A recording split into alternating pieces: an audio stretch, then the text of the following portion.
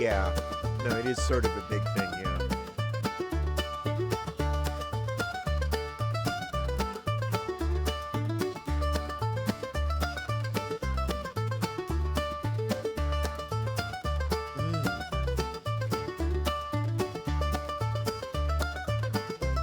Growing up in Buffalo, it was either hockey or football, and I went with hockey.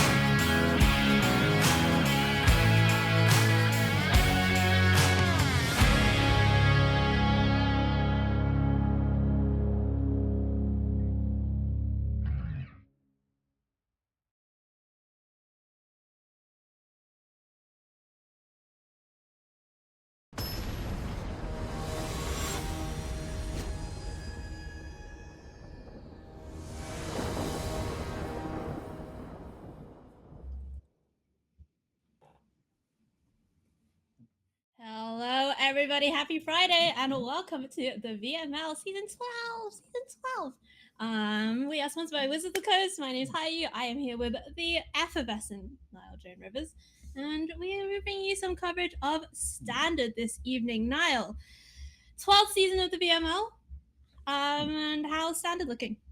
I think Standard looks amazing. And I mean, I think we're going to see this reflected in the games we're watching tonight. But every tournament you go to at the top, you're just seeing such diversity in the deck list. I mean, we saw this at the Pro Tour. We're seeing this everywhere. There's so many types of decks to play in Standard. Whatever your play style is right now, you can pretty much play it in Standard. I love it.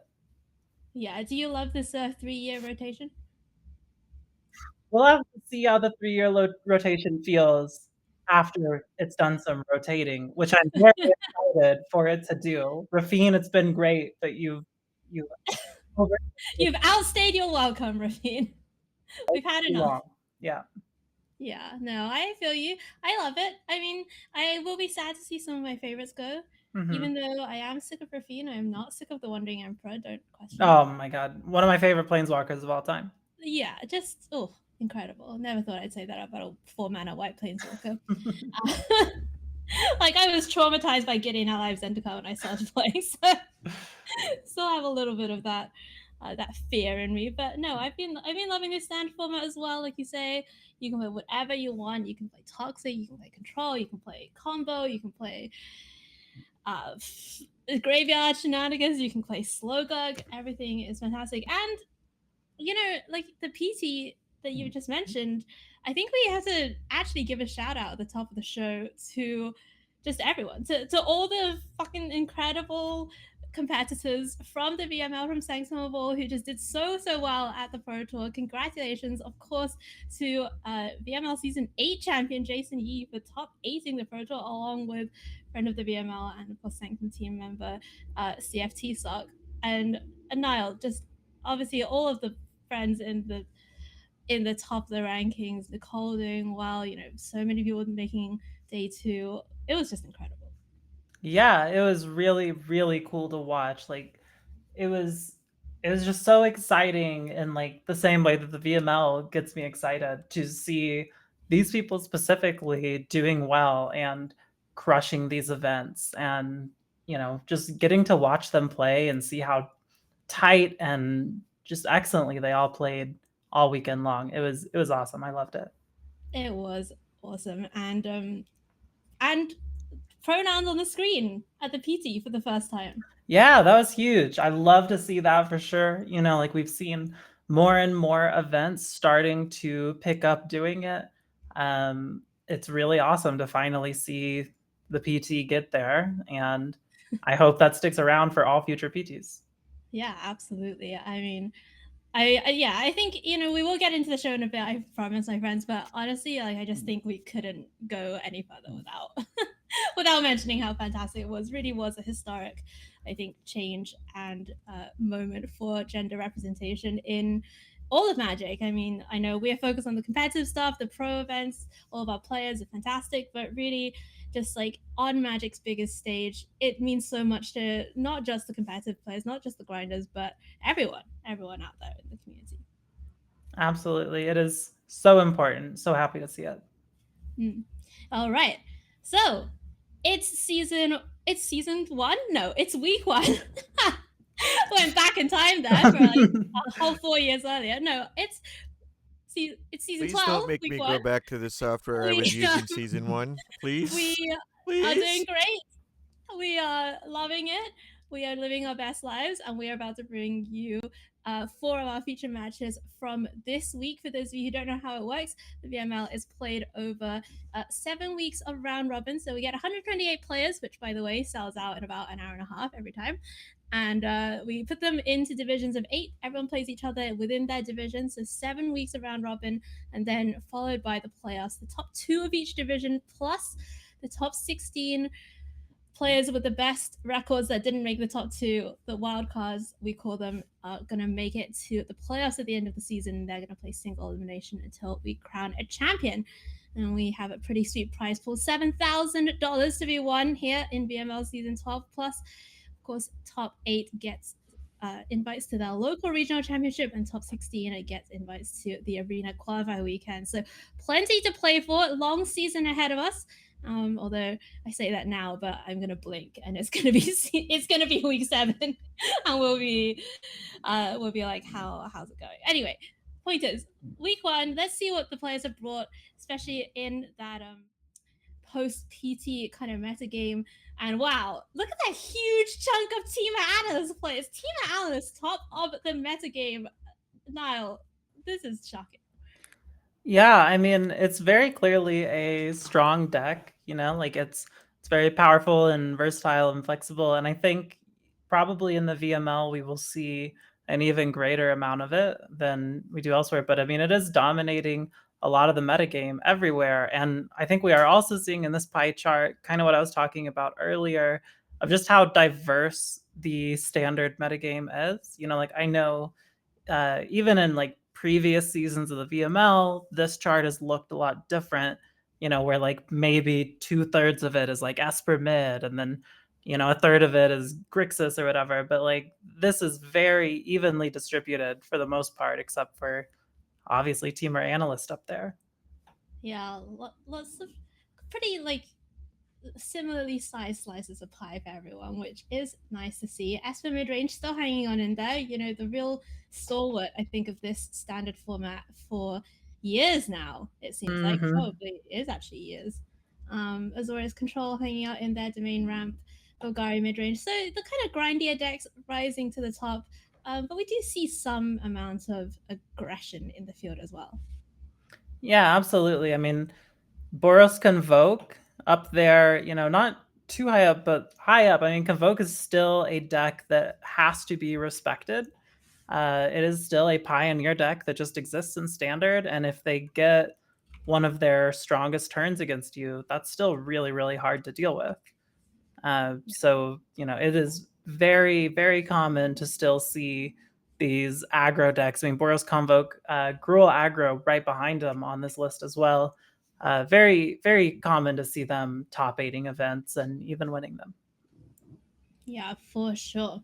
All right. Are we ready to have a look at our first feature match of the evening? Absolutely. I'm excited. I am excited too. So this one, by the way, is going to be great because we chose some nice ones for you all. I'm not gonna lie, I'm pretty hyped. So on the one side we have Noor, who is of course a longtime VML player and organizer for the team at Sanctum, and Noor has brought. Okay, I'm just not gonna lie. I've seen the word Gurk so many times on this slide, but no Slogurk in the deck. They have brought Jeskai control. Yeah. I am very interested to see this play. I think it looks really cool. I love blue-white control in standard. It is, I think, it's one of my favorite decks to play in the format right now. And I think adding a little bit of red to it can really do a lot. And I think Noor is absolutely the type of person that can pilot this expertly. So I'm excited to see it. For sure. I want to see these copies of Wandering Mind do some work. That's a card that we have not seen, in play for a while. I think we saw it kind of do some stuff back when the Epiphany decks were a thing. Maybe I'm wrong, but if I feel like it was a card that was saw a little bit of play in some very esoteric decks when it first came out, and then now finally making it back onto your screens in Noor's hands. Let's see who Noor is playing against, because first of all, what are the chances of being drawn into the same division as your partner? Can't be great. Can't be great. And then what are the chances that you're playing in week 1 for this very exciting feature match? Talia, of course, fantastic Magic player. I believe did super well at the PT, I think day 2 for sure, and has brought Azorius control. And by the way, Talia told us, Talia named fair deck Mono White is back, baby. That's really funny. Well, I mean, if you look at their list, it is pretty predominantly white, right? We definitely have blue in here, and we have some critical blue cards with Memory Deluge, 3 Steps Ahead, and the creature lands. But for the most part, there is a lot of white here. Also very excited to see a copy of Jace Reawakened in the list. I remember when this card was revealed, everyone was talking about was, ways that you can cheat it out early, mostly in other formats. But I think even just as a fair Magic card that you play, respecting the rules text on it, it's still just a good Planeswalker. So hoping we get to see some of that tonight, but it is just a one of, so who knows? All right. Well, let's go down to the action and see what happens here in this control mirror.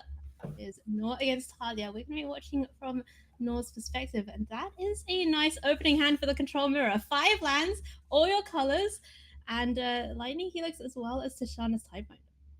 Yeah, I think the Tidebinder is really great here. I mean, getting a Field of Ruin is incredible with how important the creature lands are. Yeah, a really, really great opening 7 for Noor. Oh, and Wandering Mind joining the party as well. We're going to see Talia. Is that the Dust Animals getting plotted? I think that was the Dust Animals getting plotted, which pretty scary stuff. Okay, I'm sold on Wandering Mind. Yeah, that was sweet. I mean, got to get out a Deluge, also had the option of a what else was that, an Ember in there? But it was an Emperor in there, yeah. Yeah, I remember Wandering Mind for a minute was some people were testing it out in Grixis Mid back when you could, copy it easily with Fable, but I have not seen it since then, which has been a long time. Well, now we're going to see one of the newer cards from Owls of London Junction, 3 Steps Ahead. It's kind of this edition's Cancel Plus. I mean, every time there's always some kind of Cancel Plus, but every so often they really treat us, and by us I mean the blue players out there, and they give us like a rare Cancel Plus. And 3 Steps Ahead already kind of becoming one of these format staples, I think, for the control decks. Yeah, I think it is a very powerful card. I really, really love the design of it, and it being technically a 1-mana spell means you can get it out with that, what's the name of that creature that tutors a 1-mana instant or sorcery? I don't remember, but her. Microman? Yeah, from Dominaria United. Yeah. I remember. Yeah, makes it fetchable with her, which I think is just a really cool aspect of the spree cards. That is really cool. I love it. So Talia, by the way, got this Urza Silex down. What is this card gonna do for Talia? Yeah, that is a great question. So I mean, in these control mirrors, like, we're expecting things to go quite a while. So all of the ways to sort of take care of the board are pretty good, but also mainly the fetch a planeswalker from your deck, very good when you've got 3 copies of Wandering Emperor and 2 copies of Eternal Wanderer and that fun of 1 of Jace.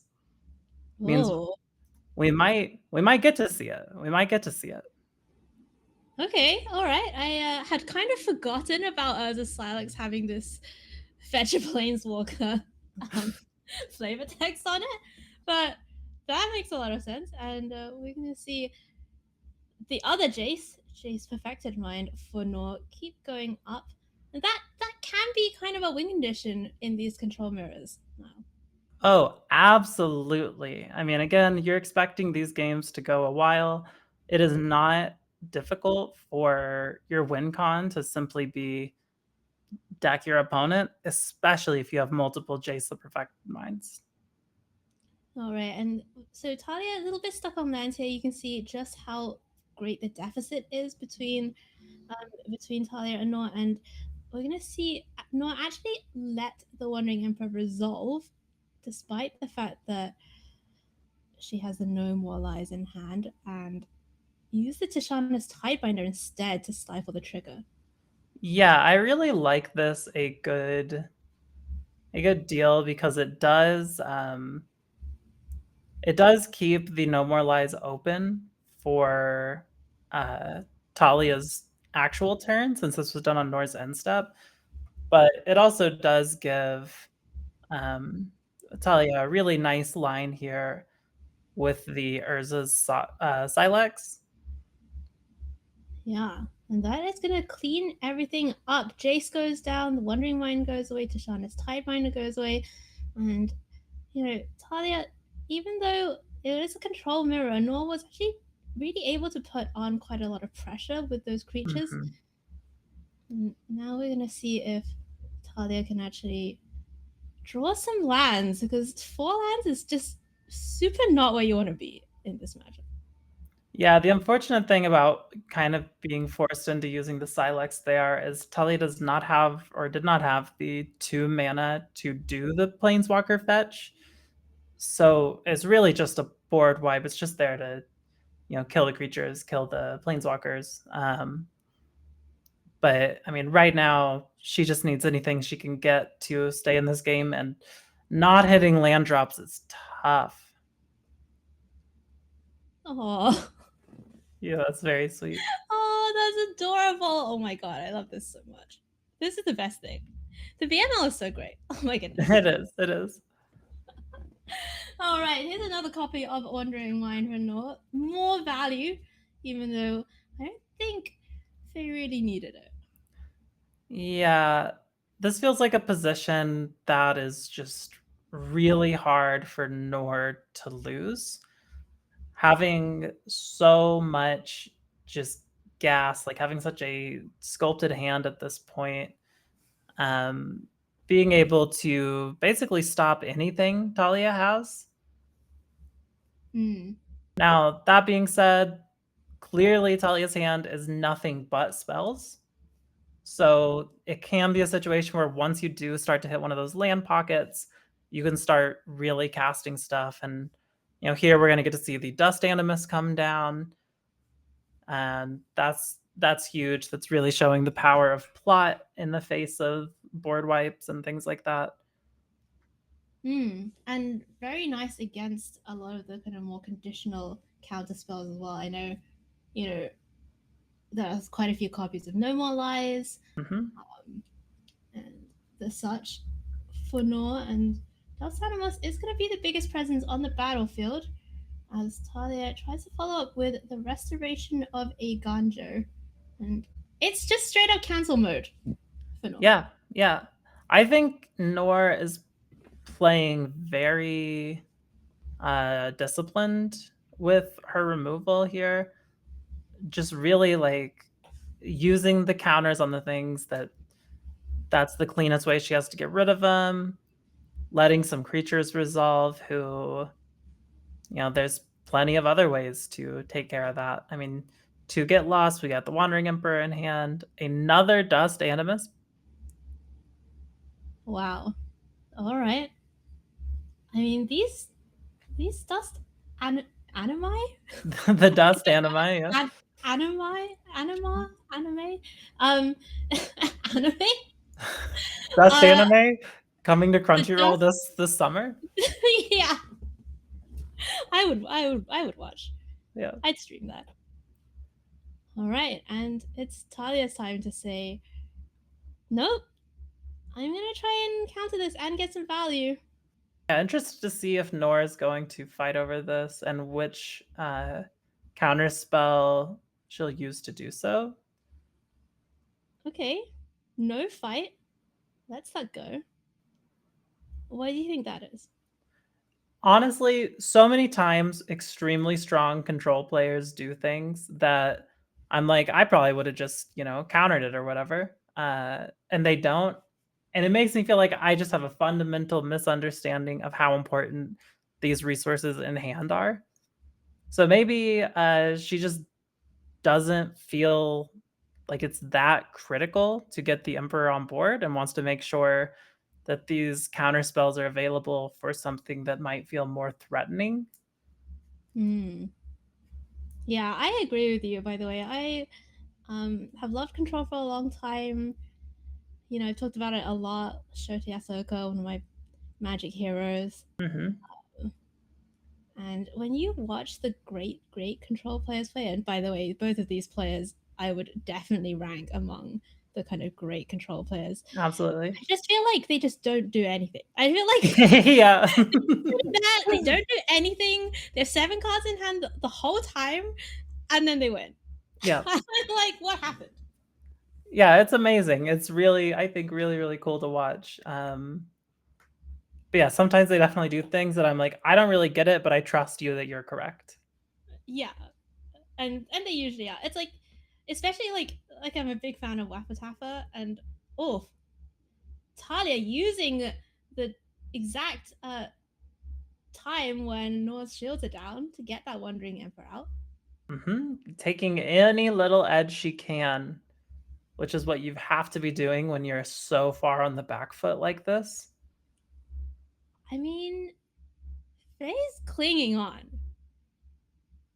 Yeah, it's true. I mean, it definitely, like, it is starting to look increasingly like there's a game here. Oh, wait, hang on. Hang on just a second. How many cards are left in Talia's library? I'd say right now, 11? Is that what it looked like? Was that 11? Yeah. That's tough. Oh. Okay. And that's the other Jace, or another Jace. Let me see how many copies there are. So I wonder if this is part of what kept Noor from using counter spells earlier, is now being able to set up a turn where you play Jace and then Jace is resolving, right? Like there you have so many counter spells in hand and you are so up on lands against Talia that it doesn't matter how many counter spells end up on the stack, you just win that fight. Right, and this is the point, as we see Talia scoop her up for game 1, this is where that mana deficit really starts to matter for these players. Because when you have more mana than your opponent, you can just deploy more onto the stack. As we see a little bit of sideboarding. I think it's interesting to me always when these two play, like they've played in the playoffs of the VML before, and seeing them try to figure out what each other is playing is absolutely hilarious and a delight.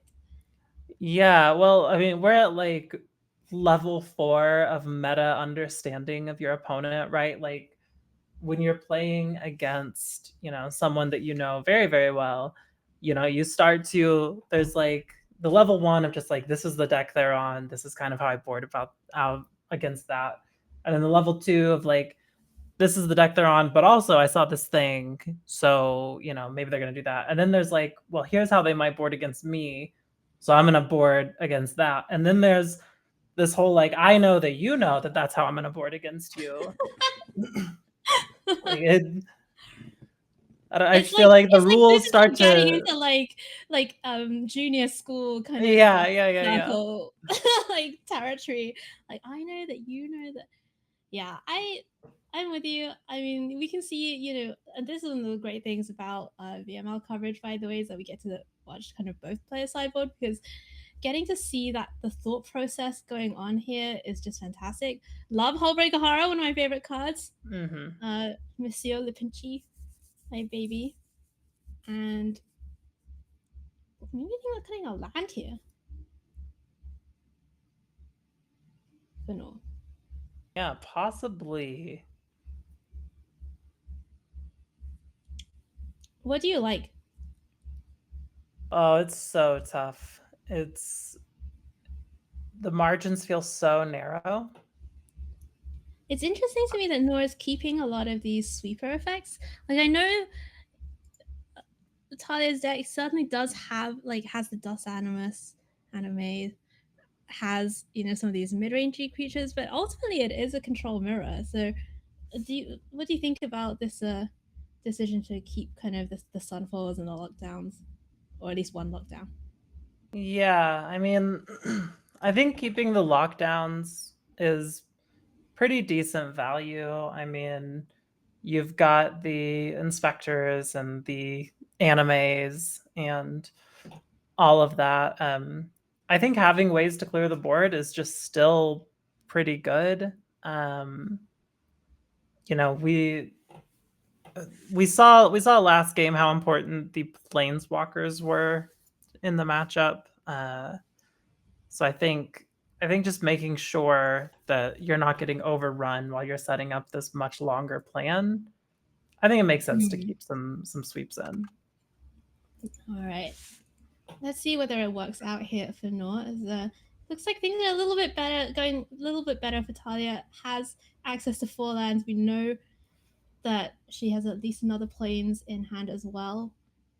Novice Inspector, the latest edition of Thraben Inspector, doing its thing. Mm-hmm. Yeah, I also really liked bringing in the Tidebinder on the clue token activation. Thought that was a really cool way to deny some resources from Talia. Every edge. Any edge. Every edge. Yeah, now lockdown definitely. Sorry to interrupt you there. No, you're good. Was waiting to see whether Noor would find a 5th land, but not finding the 5th land is putting for her in like a little bit of a bind here, having to memory deluge in the main phase. That gets countered, and it might be the opposite of game 1 here. Yeah, I mean, Talia's so in the driver's seat now. You know, having to main phase, use these spells, not how you ever want to be using them, just because you need to hit that land drop. Yeah. Oh, and the token. So gross.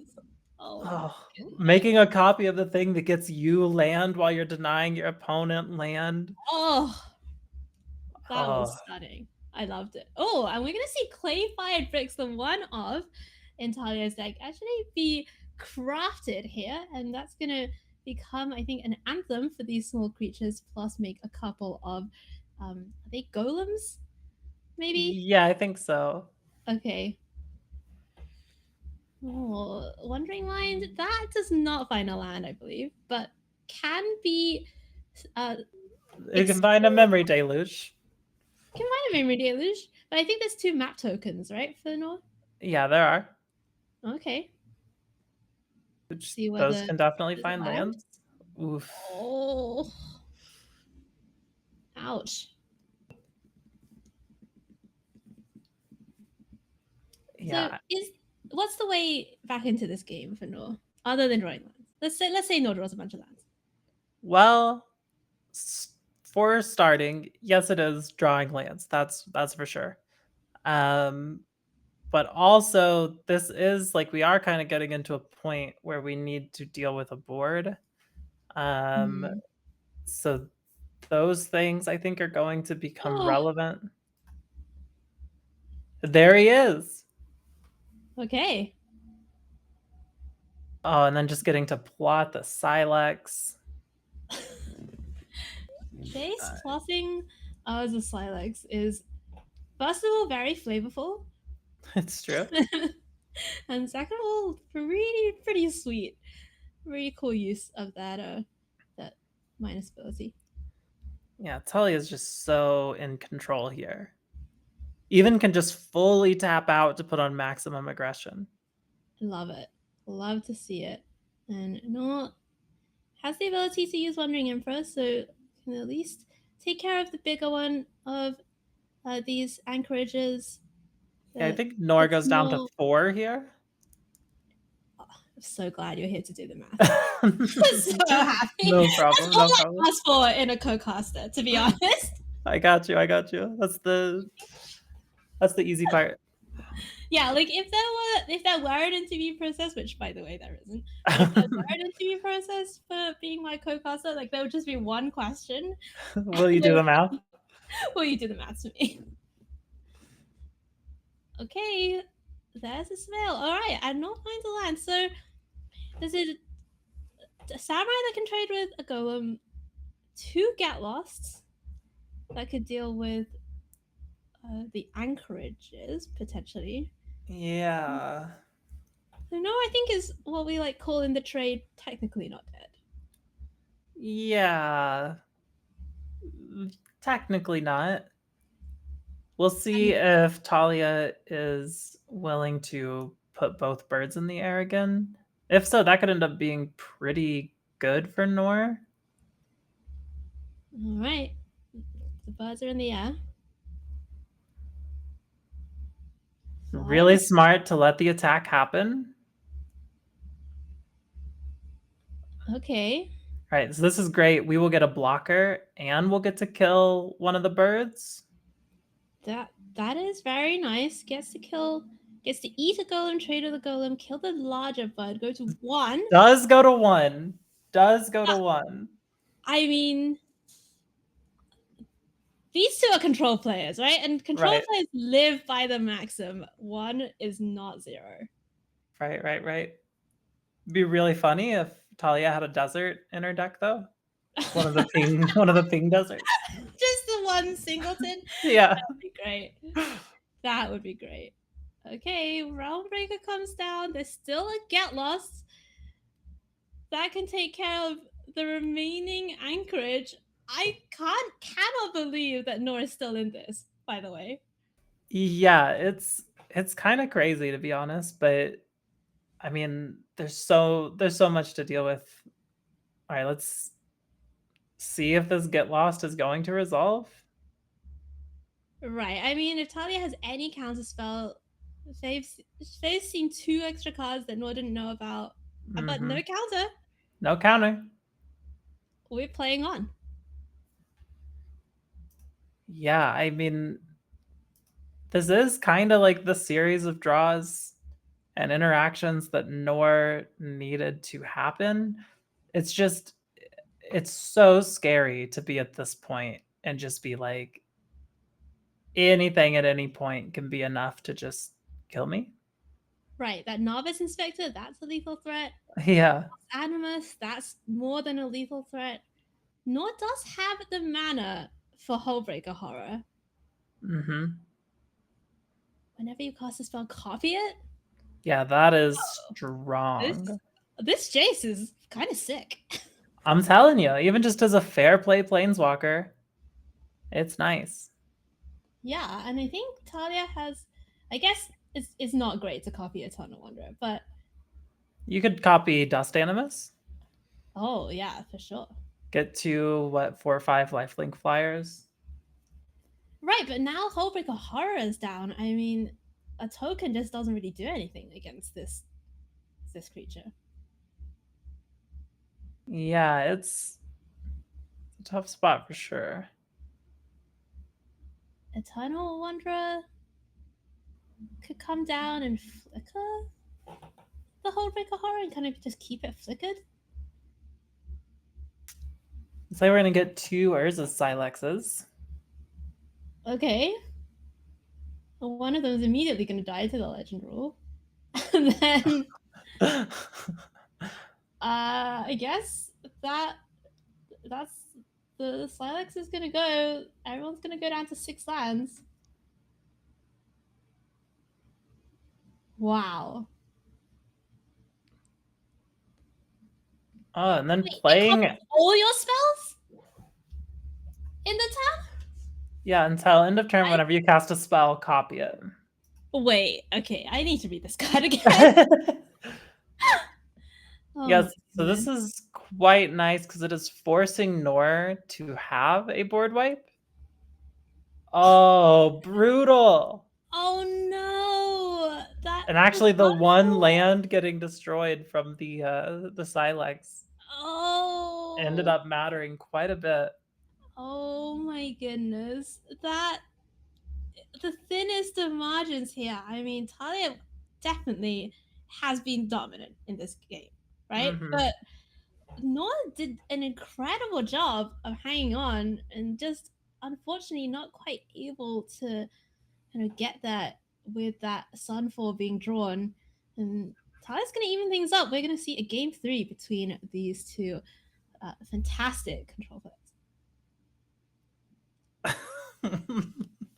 Just getting every single piece of value out. I'm going to die, but I'm going to block one of the creatures. I'm going to make mana on my way out.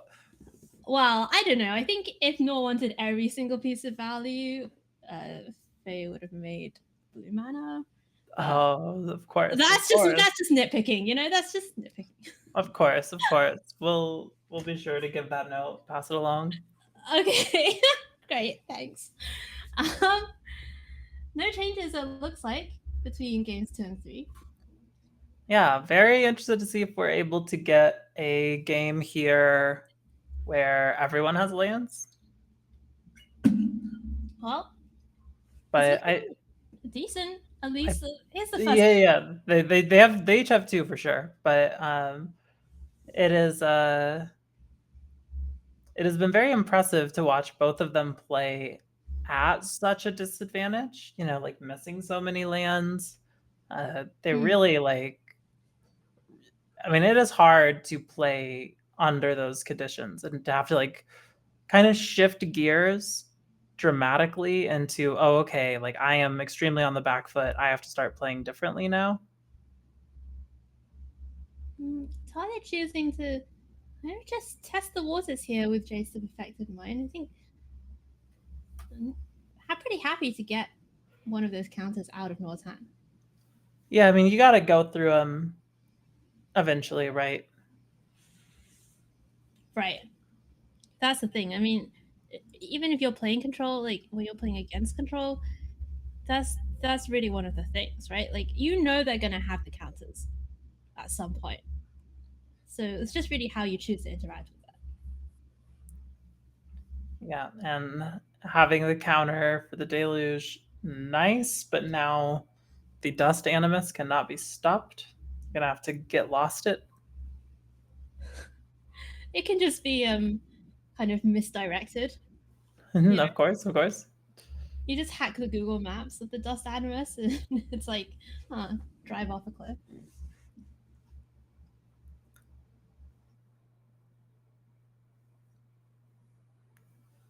Yeah, feeling like Noor is definitely the one behind in this match.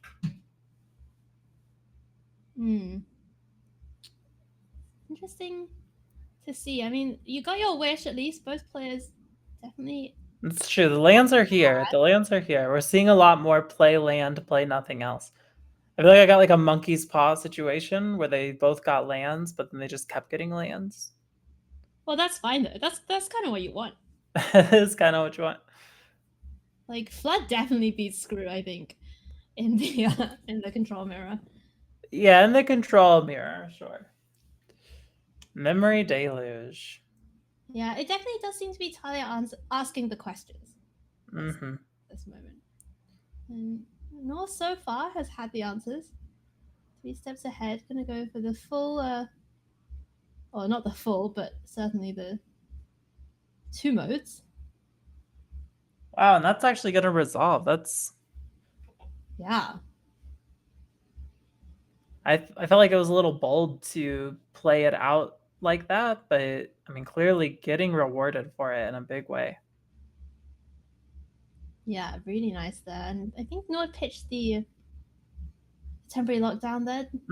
Some amount of sense, since there was not really very much evidence of the dust animus or the kind of smaller creatures that Talia's deck is able to put out. But Eternal Wanderer coming down, making the double strike samurai, and that's a big problem. Like this planeswalker is tough to deal with. It's true. Now we do see a Tidebinder in hand for Noor. And that's a pretty good way to deal with any planeswalker. But I also think getting Jace down while shields feel down. Oh, there was a disdainful stroke. Oh my goodness. And Jace being played for the 4 mana mode didn't mean that disdainful stroke was alive. Talia's getting in with the double strike. And Noor is down to just 10 life. Plus, Talia gets to resolve the memory deluge, and this feels like it's kind of running away now. Yeah, it definitely does. Trying to think of what draws Noor could get to that really move the needle much, and it's kind of hard to imagine. I mean, this is such a dominating position from Talia. Right, and Noor pitched that temporary lockdown earlier as well, which I think was the only copy left in the deck. The Sunfalls are still live. It's true. It's true. The Sunfalls can do something. Wandering Emperor can come down, possibly. Yeah, and Noor's gonna have to tap out to just try and make this work. Wandering Emperor on the stack, threatening to deal with the 3/3 double striker coming in. Yeah, I mean, 6 damage is a lot. Right, 3 Oh. steps ahead. This card is so sweet. Like when you see it in action like this, wow. It's very good. Yeah, it really recalls to mind the mystic confluences of old. Absolutely. So Absolutely. devastating. Map tokens generating quite a bit of value for Talia. Oh, and there's no more lies, but not. He's really gonna have to hope that this Hullbreaker horror can actually resolve.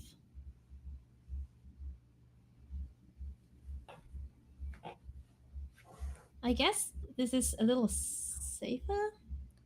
Yeah, so Tidebinder can stop the Field of Ruin trigger. Love to see that. Does it resolve? Do you see? Oh, 3 steps ahead. MVP of this game by far. Absolutely. Todd is just devastating with those 3 steps ahead, and yeah, this match is gonna go in the direction of Talia. So great stuff from both players, really. Talia putting herself onto the scoreboard with the week 1 victory, which is kind of how you want your season to start, but it is a long one. It is 7 weeks of play. Absolutely. And it's by no means over for Noor. There's most players, I think maybe every player who's 5 and 2 usually gets in. And then sure. some number of 4-3s also are going to make it in on the tiebreakers as well. That's, I think, usually the pattern that we see in the standings, unless something goes really crazy.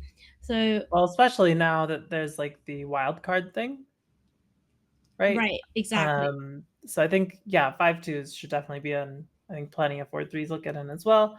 But yeah, it definitely feels good to start your season with a win. Like it feels like you are on the right track. For sure. Like it just you kind of feel like, okay, I can let go of the breath I'm holding and kind of just get on with it. Although these 2 players both actually fantastic mental games, would choose them as the pinch hitter in any scenario. They're just, and love to see the affection between them as well. And honestly, what more is there to say? Oh, and by the way, just so everyone out there knows, I believe, and Talia, you can correct me if I'm wrong, I believe if the race for a world championship invite ended today, I believe Talia would be qualified for Worlds. Whoa, that's amazing. Congratulations, if true. I could be entirely off the mark there though, because tournament maths AMPs are not my strong suit. It's hard. It's hard. All right. That was some great stuff there from our first match from Noor against Talia. And let's go on to our second match now, because I think we're going to see something pretty different.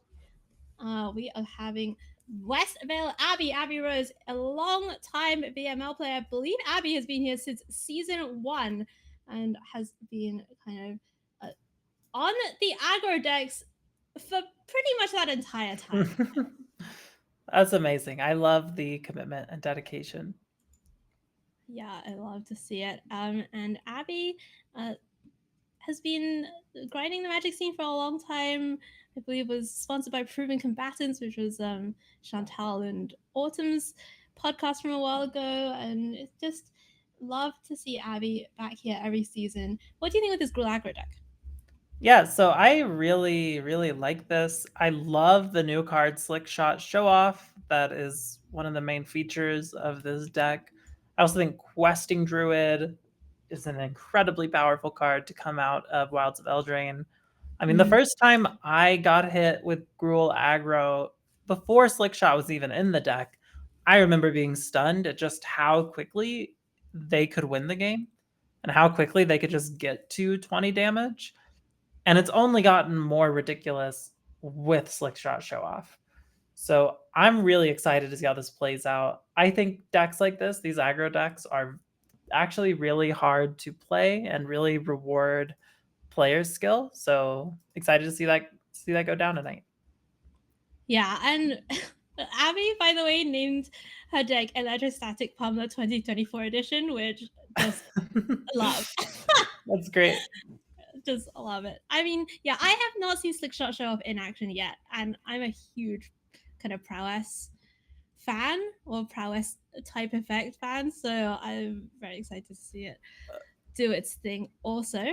And I think we can have a look at Abby's opponent because, we mentioned that if the Worlds race ended today, Talia would be in line for Worlds. Well, we are bringing you a player who is qualified for the World Championships of Magic the Gathering this year, and it is Ryan Condon, who top 2'd the Arena Championships, Arena Championship 5, to qualify for Worlds, and this is Ryan's first VML season. So let's see, Ryan mastered the Arena Championships. Let's see how she does in the VML because it's a very different field. It is very different. I am taking a look at this Golgari list here. And I mean, first of all, I think Golgari is just really nice and standard right now in general. I love the new snake horse, or the Snorse, as it is referred to. And of course, by Snorse, you mean Caustic Bronco. Of course, of course. Of course. Yeah, and really excited to see that. I mean, Mosswood Dread Knight is just such an incredible card for this deck. Really, like, made this deck what it is. But also some of these, like, one-ofs, like Pillage the Bog, a new card from OTJ. Extremely powerful, seeing play in other formats as well. Real excited to see these decks going up against each other.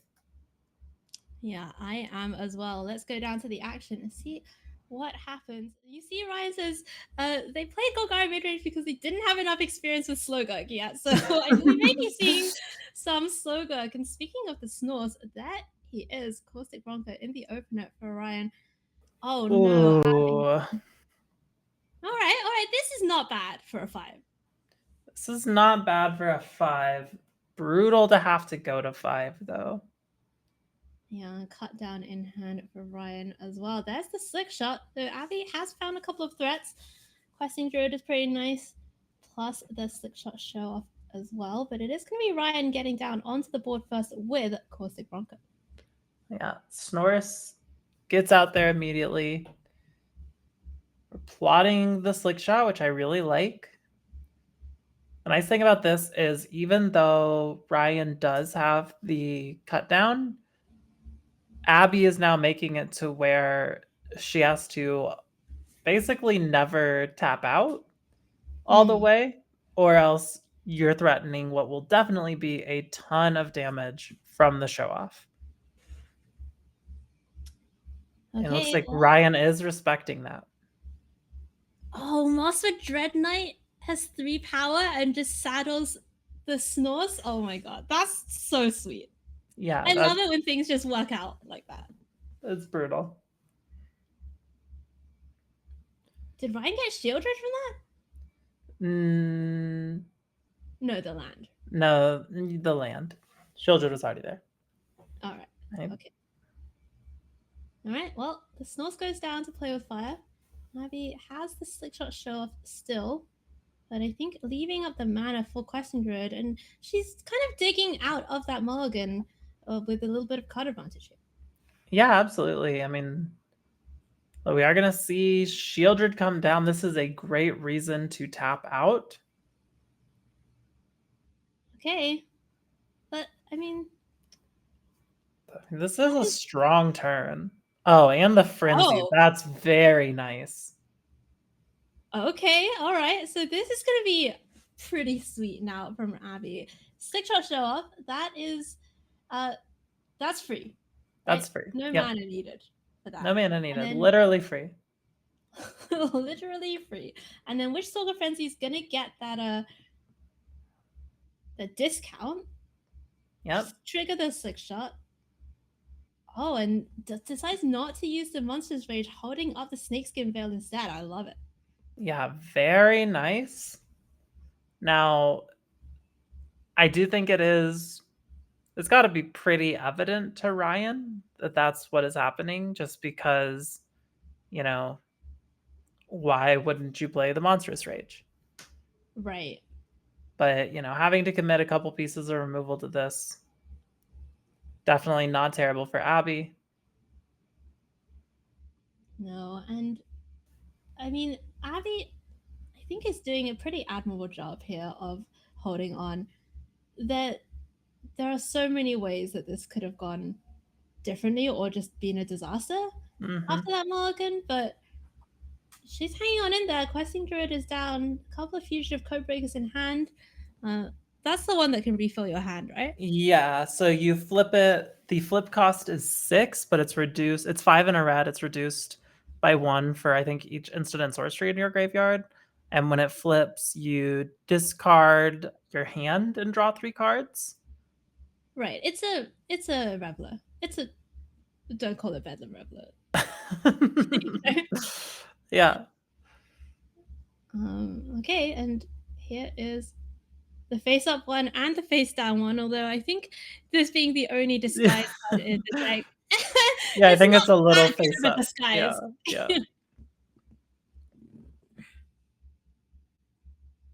And the removal just lining up so nicely for Ryan here. Look, that's just what green-black mid-range does. That's why they call it the rock. It's just solid. Always has been.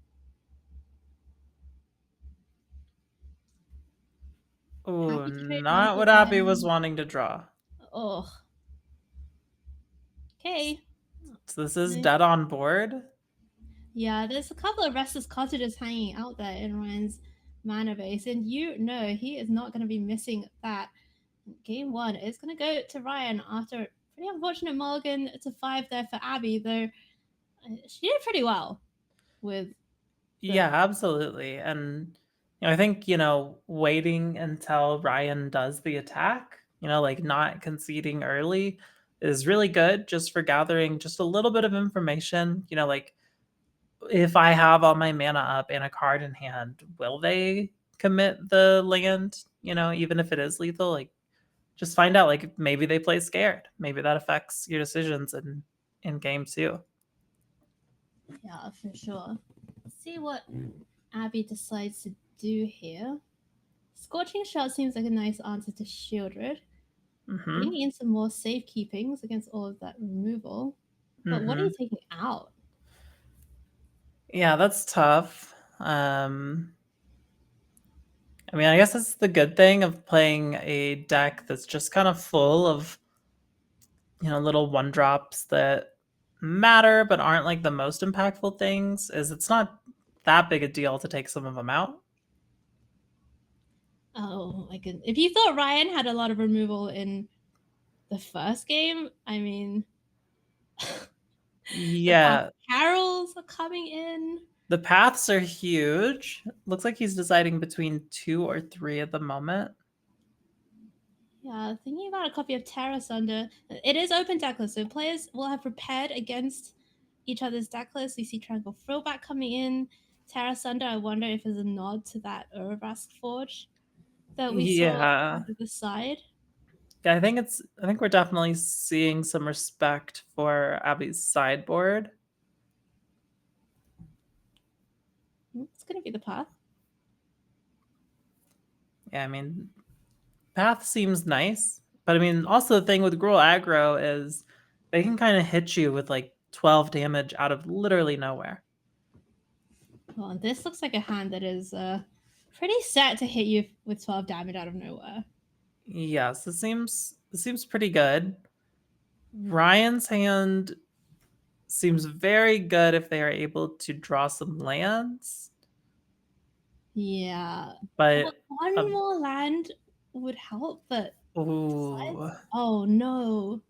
Now this one does have Mosswood Dread Knights and is a 6 instead of a 7, so maybe Ryan is a little more inclined to risk it on this one rather than going down to 5, but we'll see. But no black mana for the go for the throat seems super tough here for Ryan.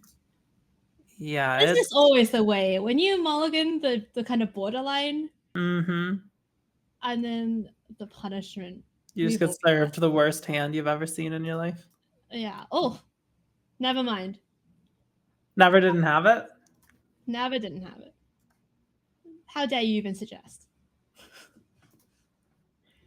And this is a 1/2 that has terrified arena ladder players for years now. The Commander faces Kakazan into -3 Sphere.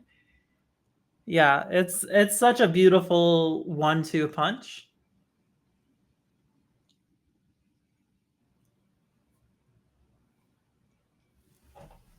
Here's the Dread Knight. Dread Knight is great.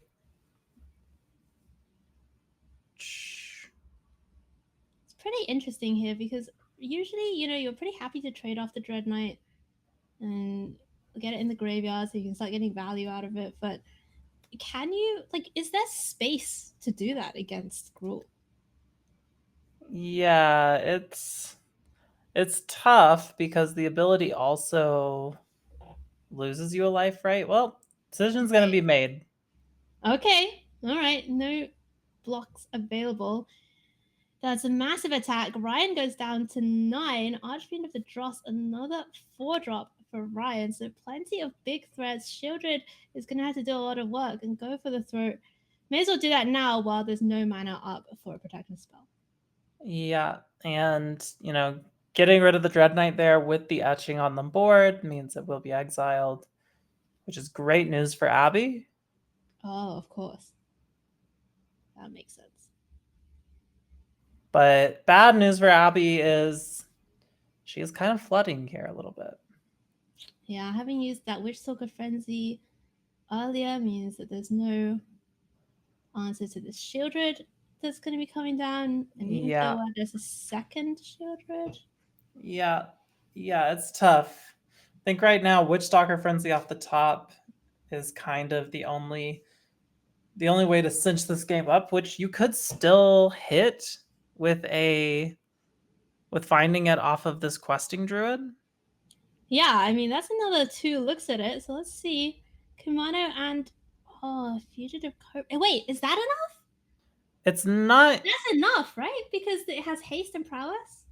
So you'll play this. You'll take her down to 4. And then Kimono does 1. Yes. Oh my goodness, Abby finding the way through the time for Shieldred, and that just shows you the power of this Gruul aggro deck. See the GGs being offered there by Ryan, and we're going to decide it in this match. Love seeing this level of play in week number 1 right here. And, just goes to show the players are not, it does not matter who your opponent is. I mean, Abby, of course, seasoned competitor, isn't going to be faced anyway, but I would personally be scared if my opponent was qualified for Worlds, but Abby is like, I'm going to smash face, and I love it. Well, I think the key turn for Abby there that was very well played was actually the turn where she Witchstalker Frenzied the Knight. I think getting the prowess triggers, getting the blocker off the board, just pushing as much damage as possible. With the Gruul prowess deck, she definitely knows that there's so many draws off the top that can just connect the rest of that damage and make it really hard for Ryan to stop. And I think setting that up is what led to the turn where we were able to get the cards to just get around the Shieldred and cinch the game up. So very, very well done, very well spotted from Abby there. Yeah, absolutely. I couldn't agree more. I mean, earlier you were saying these decks are tough to play, and I agree. Like, I think there's a lot of chat always in Magic about how aggro decks are easier to play, etc. And for a long time, I didn't really play very much aggro, not because I thought it was easy. I just wanted to play counter spells. Yeah. But when you actually get to like the good aggro players and you watch them, you realize like the decisions that they're making are so different. Like the priorities and the way that they see the game and the way that they're able to know exactly when they're going to win the game is just really cool. Yeah, well, and the quality of your cards is just so low, you know? Like you're just playing all of these like you know, kind of low impact cards that together have a really big impact, but you have to get every single percentage point of value and advantage from your cards as is possible. And that's really hard. Like that is a lot more than just like turning creatures sideways and counting to 20 or whatever. Like it is definitely skill testing. So we see Preacher of the Skills can come down for Ryan, and that isn't be a nice blocker 2/4 Death Touch. Abby has the Snakeskin Veil, but that does not give Indestructible, I believe. I think Tammy was safe keeping out the sideboard would give Indestructible, but Snakeskin Veil doesn't. Yeah, it just gets hexproof and a +1/+1 counter. But the +1/+1 counter on the Swift Spear would be enough to kill or trade with the Preacher. Pretty interesting. Ryan finds a tap land for turns. It doesn't have the mana to do throwback plus something. Instead, it's going to just settle for the cut down. Sure. But there is a second cut down for Ryan. Yeah, they were ready with that. Like it was just as soon as that little pause in Arena came out, they were like, yeah. Oh. What does this do for Abby? Now, very nice, except for the fact that there is a frillback in Ryan's hand. Oh, of course. Which is the perfect answer to this forge. Tranquil Frillback really is one of those cards. It does it all. It's just so annoying. Every so often, they print like a green card that just kind of does everything. And it's always some mopey. It's always like a 3/3. And, you know, it just really, it's just like, this is the real fun, please. Yeah. Oh, and you can do it twice? Yeah, you can do it up to 3. Well, you can do up to 3 different things. So gaining 4 life, dealing with the forge, making a 3/3 blocker. This is devastating for Abby. Yeah, and now Preacher even gets to attack. That's a 1/1 with lifelink. Oh, and the trading 2 creatures off for the Preacher. This is not where Abby wants to be. Kimono, I mean, this is kind of what you were talking about earlier, Nile. Like, the cards are just so bad. Yeah. When seen like this. Yeah, absolutely. They're very low. The card quality on an individual basis is very low. I think the best thing that can happen for Abby here is Ryan goes to attack with the cottage, and then, you know, her Boseiju feels pretty good, but I mean, even this isn't huge. It's not great, right? Like, yeah, it's good. I mean, it was necessary. Yeah, absolutely. Definitely needed to get this Restless Cottage off the battlefield. You cannot let your opponent start making foods when you're the aggro deck. And ooh, now this is a much more potentially effective Herb Forge. Yeah, that's going to play really nicely around the sweepers in Ryan's hand. Cavern of Souls, the draw for Ryan. They're not able to find another threat or develop the board any further. Now we're kind of in this race situation. Ryan can use the Gix's command, put some counters on a creature, and I think get something back from the graveyard, but is there anything in the graveyard? Yeah, because I think the Preacher was exiled because the Preacher was exiled for sure. I don't know. I don't know if there's anything of value in the graveyard. Okay, well, all of a sudden, that's the 4th land. Soken-san can be channeled. Overboss Forge is still going to keep making things. And yeah, send them all in. Yeah, now this Gix's command is going to be quite strong and probably just be a game ender for Abby. We'll so see. Kill It for the looks like small things. yeah, and then and Ryan gets to keep both creatures. Yeah, putting the 2+1/+1 counters on the 1/1 gets it out of the range of the board wipe. Show off's just not going to be enough. I mean, she can live one more turn. Right, so, but is it really living? Well, she thinks she can live one more turn. Oh, jeez. Yeah. Oh, no. Okay, that's... I mean, Children Reading is going to be the nail in the coffin there, but Ryan, with Golgari mid-range, ultimately just kind of, tooth and nail, like, inching their way to victory, and that is what the Golgari deck does best, and Ryan putting on a show for us, taking it down in 2 games against 1 against Abby. I mean, it's an uphill battle, I think, for Gruul Aggro against these mid-range decks anyway, but Abby played so well. Oh, absolutely. Again, the aggro deck's really hard to pilot, but I think through all 3 of those games, we saw Abby piloting it expertly.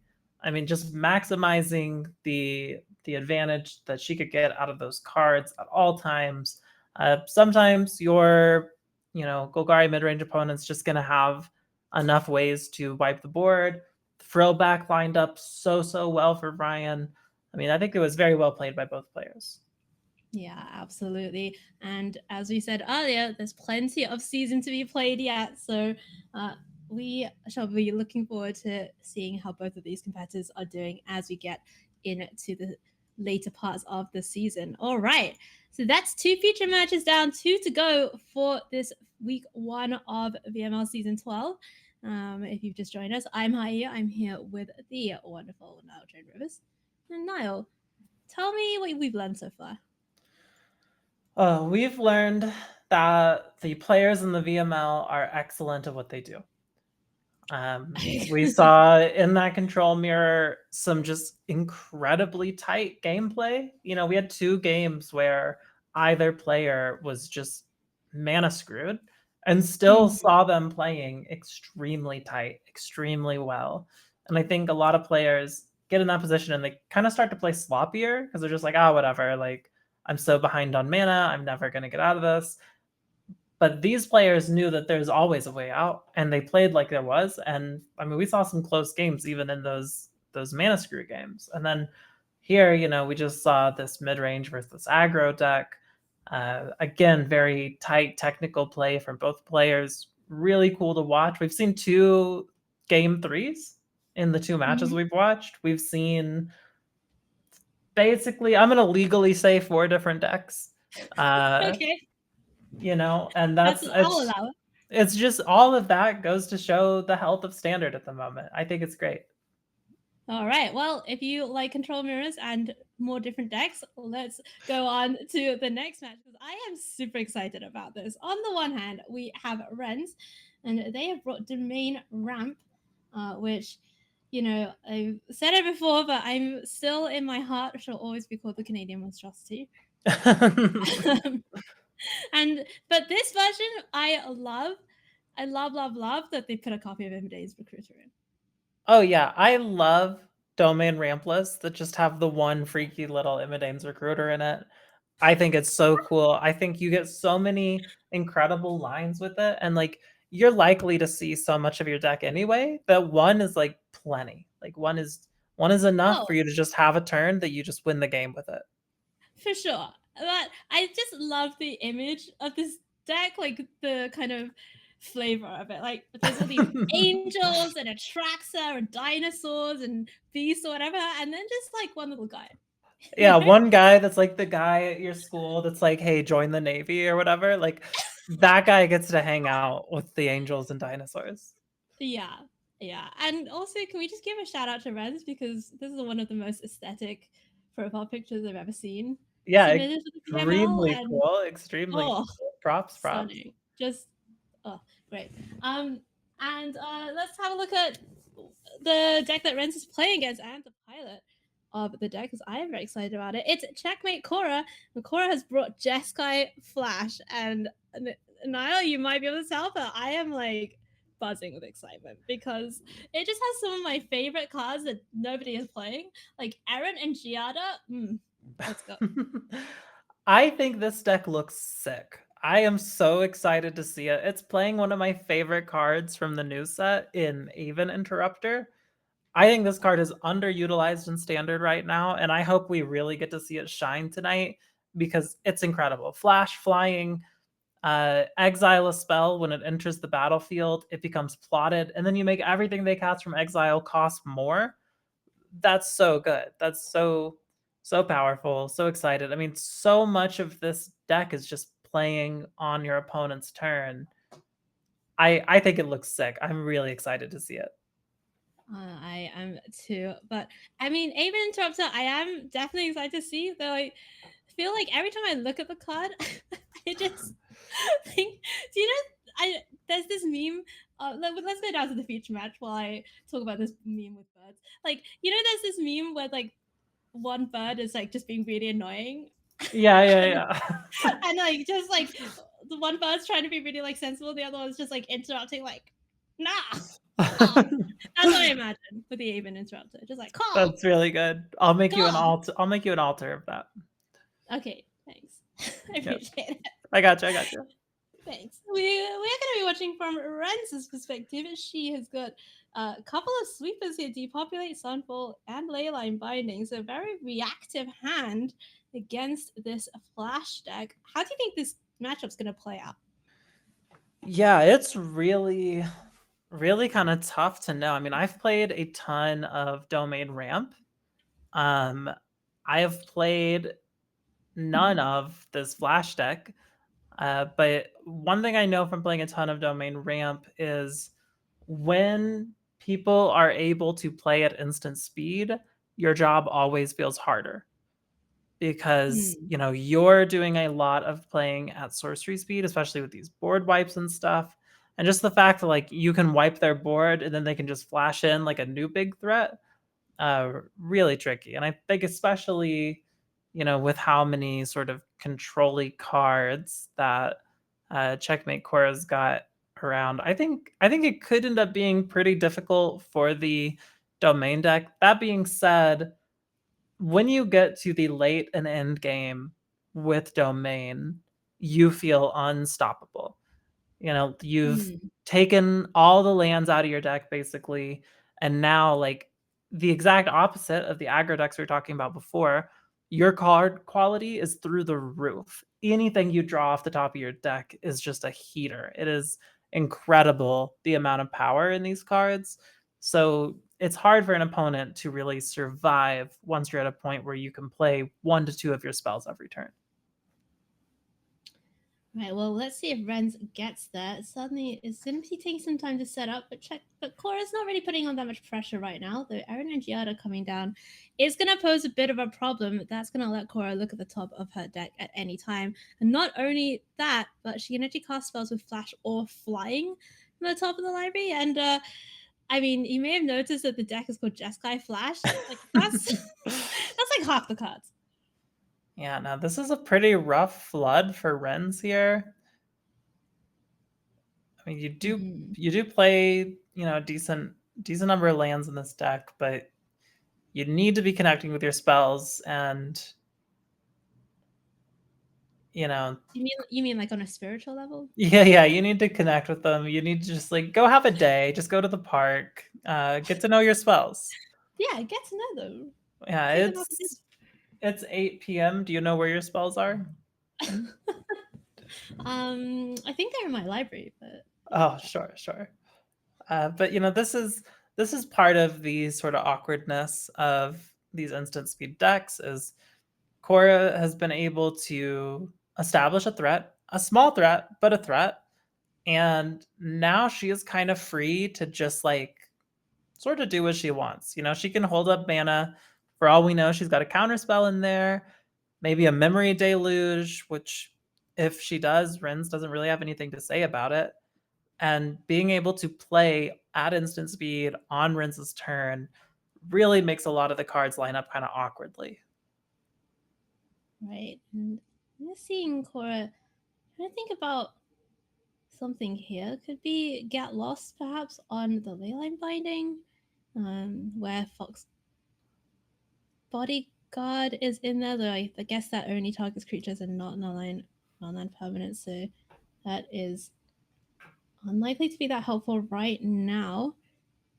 I'm so excited. I really want to see some of these new cards do things as well. Wrangler of the Damned, the uncommon out of Thunder Junction, Intrude on the Mind, the new kind of fact or fiction-esque effect. Yeah, I'm excited to see these in action as well. As both players here are kind of just playing at instep. More lands, more wraths. But we are getting to that danger zone, or I guess if you're the domain player, the happy zone of just like you were saying earlier, right? Like Renz is still a 19. Mm-hmm. Any huge spell off the top of the deck would be insane. I mean, Cora has a lot of cards in hand, and she missed a couple of land drops, so that those are spells. Right. But hasn't been playing out any more threats, so you got to imagine that they're like somewhat reactive spells as well. Yeah, definitely. And I mean, again, this is just like the awkwardness of like sometimes just playing a Depop or a Sunfall against one creature is totally great. Like you're so happy to do it. It's so much more awkward when they can just flash in a new threat. They could flash in another Aaron and Giada. Like you could have done very little. Right. Absolutely. And the Cavern of Souls is going to do some work here for Renz. I think there are 4 copies of Normalize in the deck for Cora, but Cavern of Souls on Angel, I believe it was on Angel anyway, means that this Archangel is going to be uncounterable when it comes down. If it uncounterable, but not unexilable from an Aven Interrupter. Okay, all right. I'm interested. Right. There's the Depop. Giving your opponent a card though, it's tough. Doesn't feel great. But I mean, she almost certainly had access to that card anyway with Aaron and Giada. And there it is. Oh my goodness, Nile. Can you buy my lottery tickets for me? Why does your mom let you have 2 Aaron and Giadas?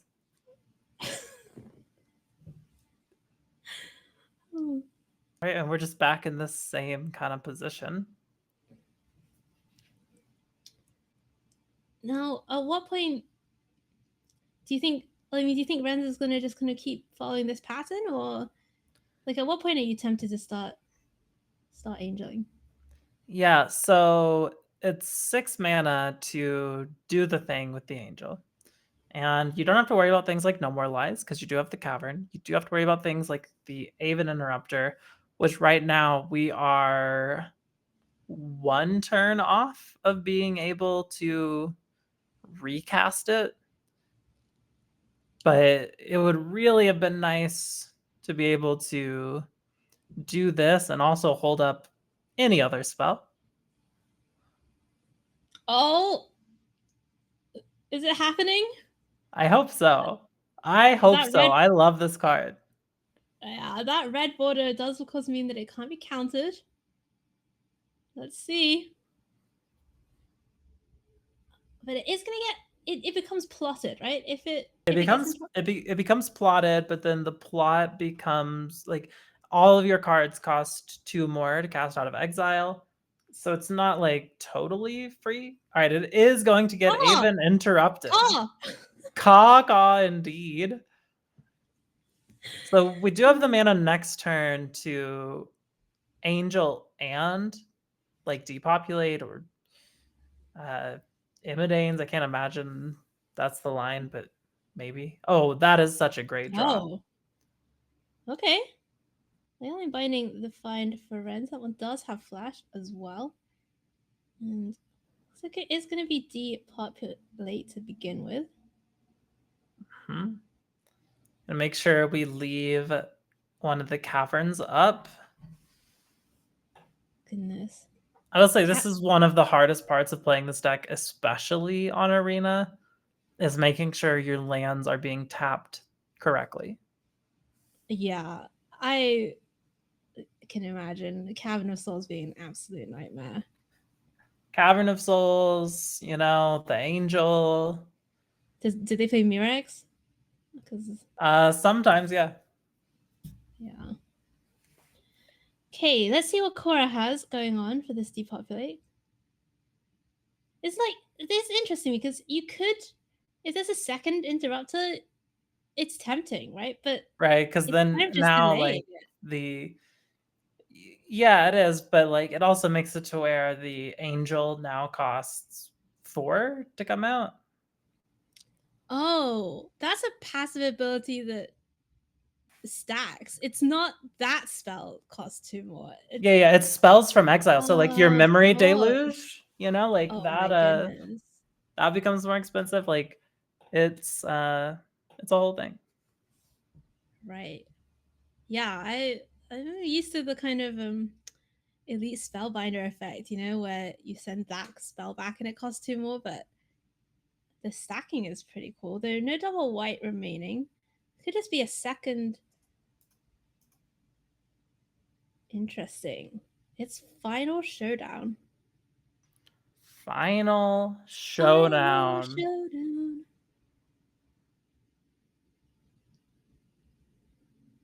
Very interesting. Oh. And Renz gets to clean up with the binding. Okay. Cora's going to be untapping, and it is 5 lands, 6 lands now, but no creatures for her. And she's going to keep passing the turn back, of course, as we expect from this flash deck. But now Renz has a little bit more breathing room and could be thinking about using this Midrange recruiter. That's a lot of damage coming in. Yeah, I think the trained troops, especially, making sure that we get these knights. Very nice. And the interesting thing about this leyline binding on the Aven Interrupter is that now Get Lost unlocks Aven Interrupter for Cora at any time. So intrude on the mind. Okay, all right. So this is the new fact or fiction effect. But right. It is one mana more, but you do get a Thopter out of the deal as well, and it's the size of the pile that you put in the graveyard, I believe. Yes. Okay, so Cora is the one that chose the piles, and Renz gonna think pretty carefully. The pile you pick is the one that goes into hand. You gotta be careful. Make sure that you're reading these cards correctly, because I've been gotten by the shoes interface on Arena more than once. Absolutely.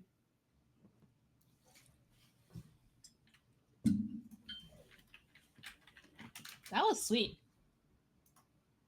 That was very sweet. That was a cool card. I mean, 3/3 Thopter in the air for Cora. Nothing in the air for Renz right now. Thinking about a big turn next turn, though, potentially. Is it? Can she do 20? Oh, math. Let's see. 2, 3, 6, 11, 14. That's 4 from the Archangel, right? Yeah, I think maybe more than 20. 6, 11, 13. I think it's like 22 or something, but I mean, that's if, everything goes well and everything resolves. Right. Oh, yeah, I have a read of Final Showdown. There's 2 copies in the graveyard, and there's already 2 copies in the deck. So that's great news. That is great Right. news. This question Definitely. is, do you try to kill the Thopter, or do you just try to play out everything and just go for a big turn? I mean, I guess there is still the bird, the creature land. There's a creature land. There is a copy of Eren and Giada in hand as well for Cora. So I think that's just enough. And So if this Cora is, has something like Get Lost on Leyline Binding, that could also make things tough. yeah, this is another situation where the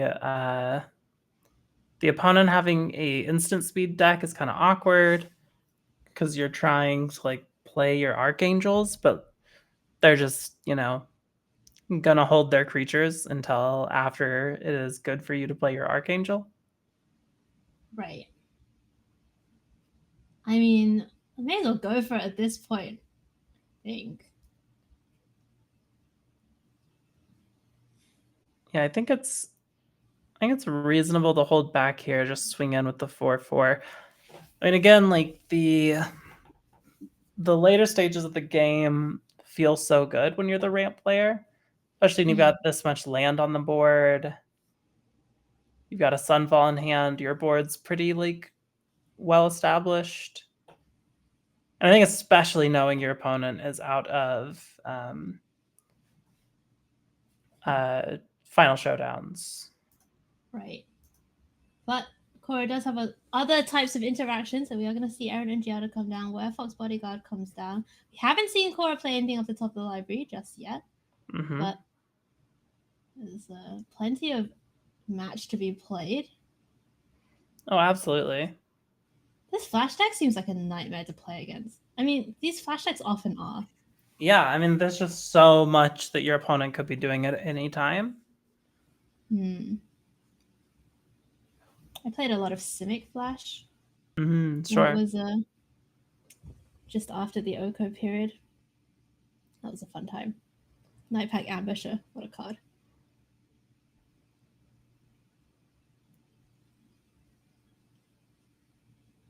Here's a Stomper. Yeah, just a little Stomper. A little Stumpy boy. It's never really bad. It's still a 4/4 with Vigilance, gets a land out. And Cora has to kind of start dealing with some of these things. Oh, these no more lies just get so bad in the late game.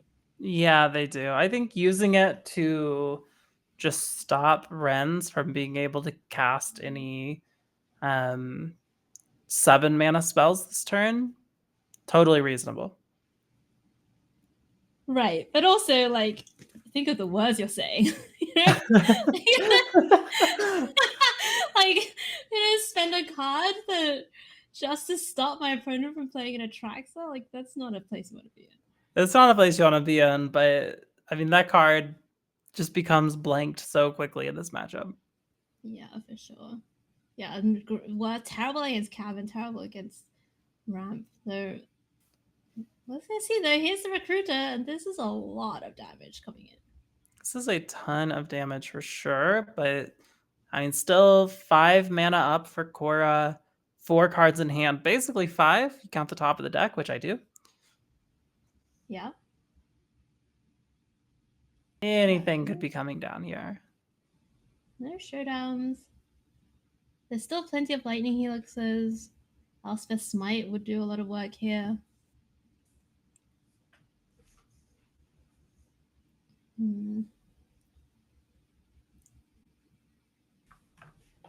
think if there were a Tidebinder, we would have seen it on that Recruiter trigger.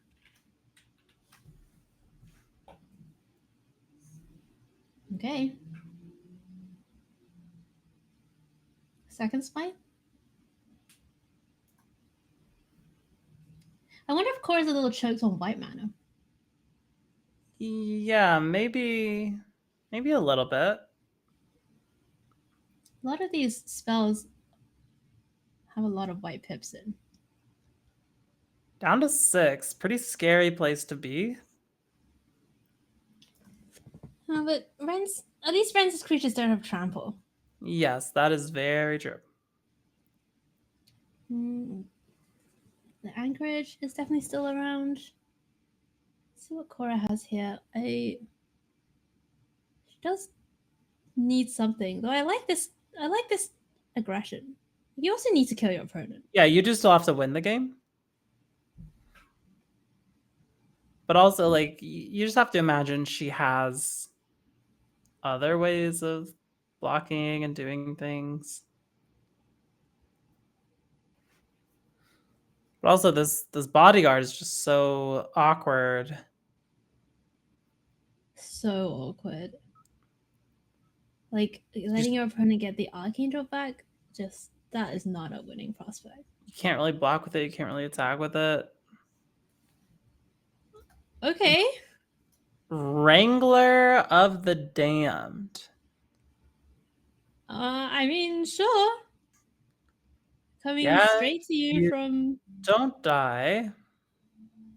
From our draft tables. I mean, these.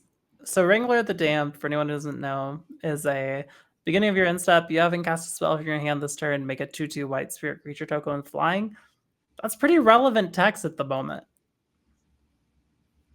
Yeah. I wonder if Renz is at all considering board wiping this. That would be... I mean, it seems insane. It seems insane, but you can board wipe it and then you can play a Topiary Stomper. You're still 2 creatures ahead of your opponent. Right, you have 2 lethal threats. But now, like, you've basically cut off one of their... a card from their hand, more or less. I don't know. Yeah. I don't know. Okay, it looks like she's just gonna get another lethal threat down and say, can you deal with all of this? It's a lot to deal with. It is a lot to deal with. We can simply not cast spells on our turn. Make a 2/2, but this is, I mean, 5 attackers, 3 blockers. Ooh. That Beseiju actually is kind of a relevant draw here. The Beseiju is an extremely relevant draw here. All right. As we are seeing the anchorage get activated. Oh.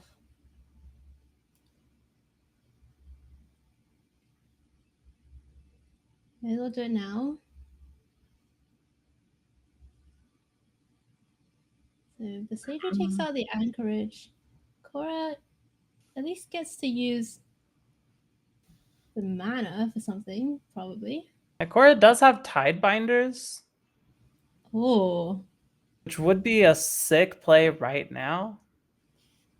Tidebinder would do so much. Wait. Return the favor. Oh my goodness. Return the favor. So change the target to the Aven or to the Leyline binding, holding the Aven. Oh my god, that is so sick. Let's copy it and change the target? Yeah, did a copy and did the change. That is... Oh, wait. So sick. Wait. I'm so confused. Why did the Beseiju still happen? Oh, because it was just copied, right? It wasn't stopped. Oh, was it only 3 paid? Because there is a mode that's changed to targets. Yeah, I'm not sure. I'm not sure. Okay, all right. Well, that's all right. We can figure things out. But I mean, that return the favor was massive there. Yeah, it's still very sick. Very sick. Aaron interrupted coming down. I mean, it's still a tough spot, right? It's an insanely tough spot, yeah. Like, there's not going to be very much board left. Renz still has, like, all these 4/4s, plus the Angel. you know, and Cora's still kind of stuck on the older land situation. Intrude on the mind. Okay. I just can't imagine. Oh, Besage only targets your opponent's permanents. Okay. All right. So, in order, it had to go to a legal target. Oh, sure. Oh, look at this. A lightning helix or a get lost in 3 lanes. Right, because then the Either way, you're making a Thopter. Right, but if you give your opponent the lightning helix, they're making a 4/4. Right. And they're getting a lightning helix. And they're getting a lightning helix. Cora is living on. Somehow. Cora is fighting through it.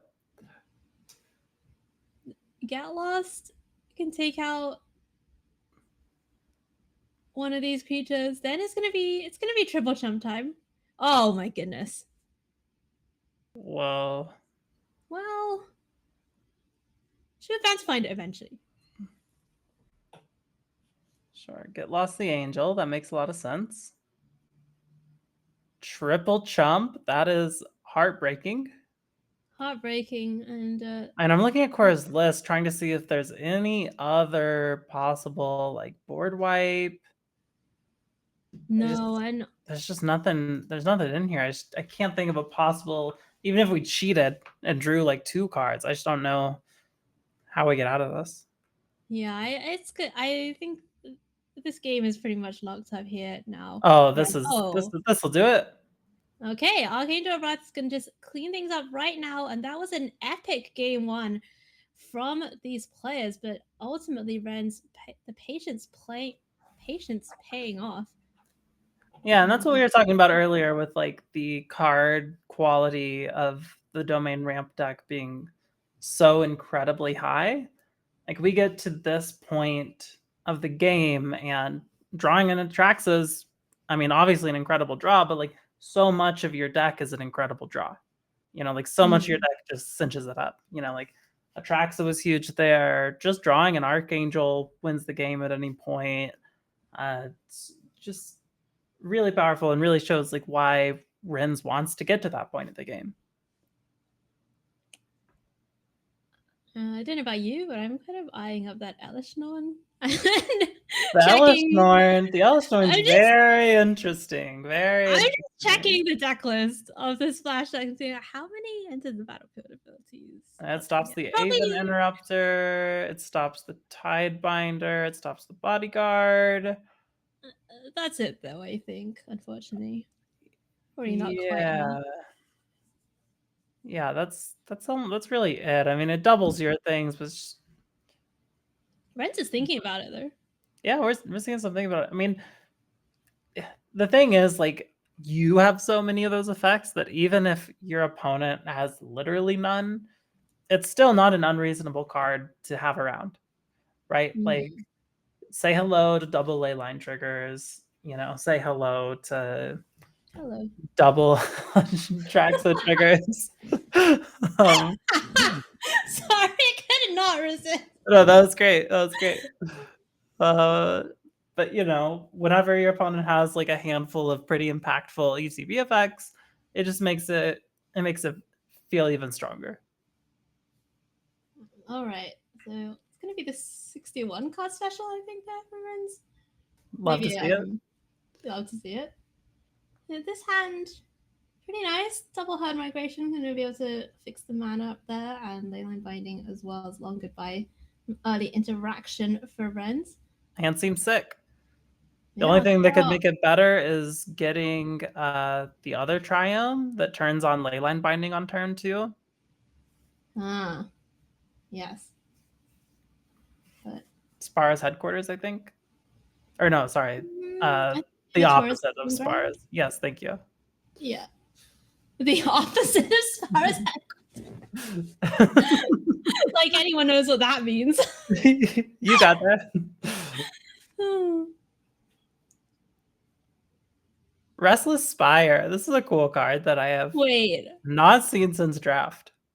But the Is this Boseiju, fire just getting fired up here? it's just getting fired up. We're just getting in Let's there. go. Let's go. Scry 1. Yeah. Oh, hard migration, so gross. It really It's did not need such a this sick life card. gain. It's like kind of the most disgusting part for sure. Yeah.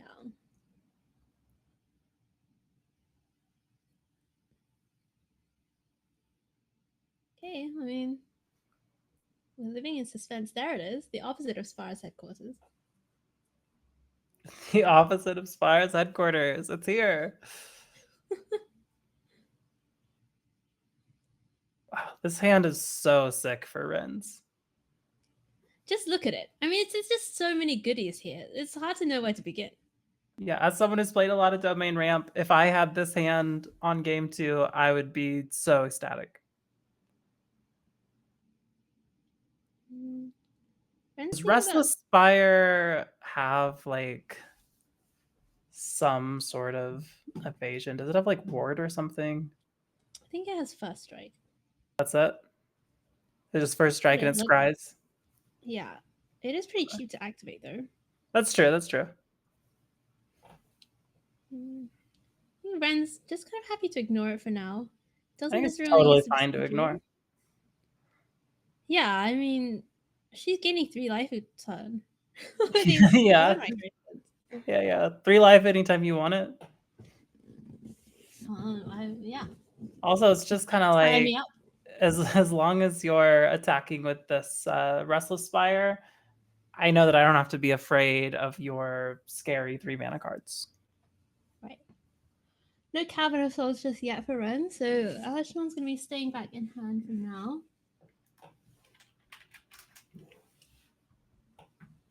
Keep migrating, moving those beasts around. Keep migrating. Just always keep migrating. I've migrated a lot in my life. Aaron and Giada coming down. Okay. This Elish Norn, I wonder when we're going to see it make an appearance. Maybe we're just waiting for it. Whoa. Leyline Binding really is stupid. Tell us how you really feel about Leyline Binding. I love the card. No, don't get me wrong. I love the card, but come on. Sure. Oh, especially with Up the Beanstalk, especially with Sea Shark. Oh. With Elish Norn? Come on. Yeah. I mean, that's just win more. Sure. I mean, all of that's win more, you know? Yeah. It's funny, earlier I was having a discussion about a card and I said, oh, it's a little bit win more, and then the person I was discussing with said, oh, but it lets you snowball out of control. I was like, you just said the same thing I said. Right, but don't you want to win more? Like, well, yeah, of course I want to win more. I want to win most card. I'm happy with just winning though. Sure. Winning with more is the same as winning with most. It doesn't feel the same. You can't tell me I'm wrong.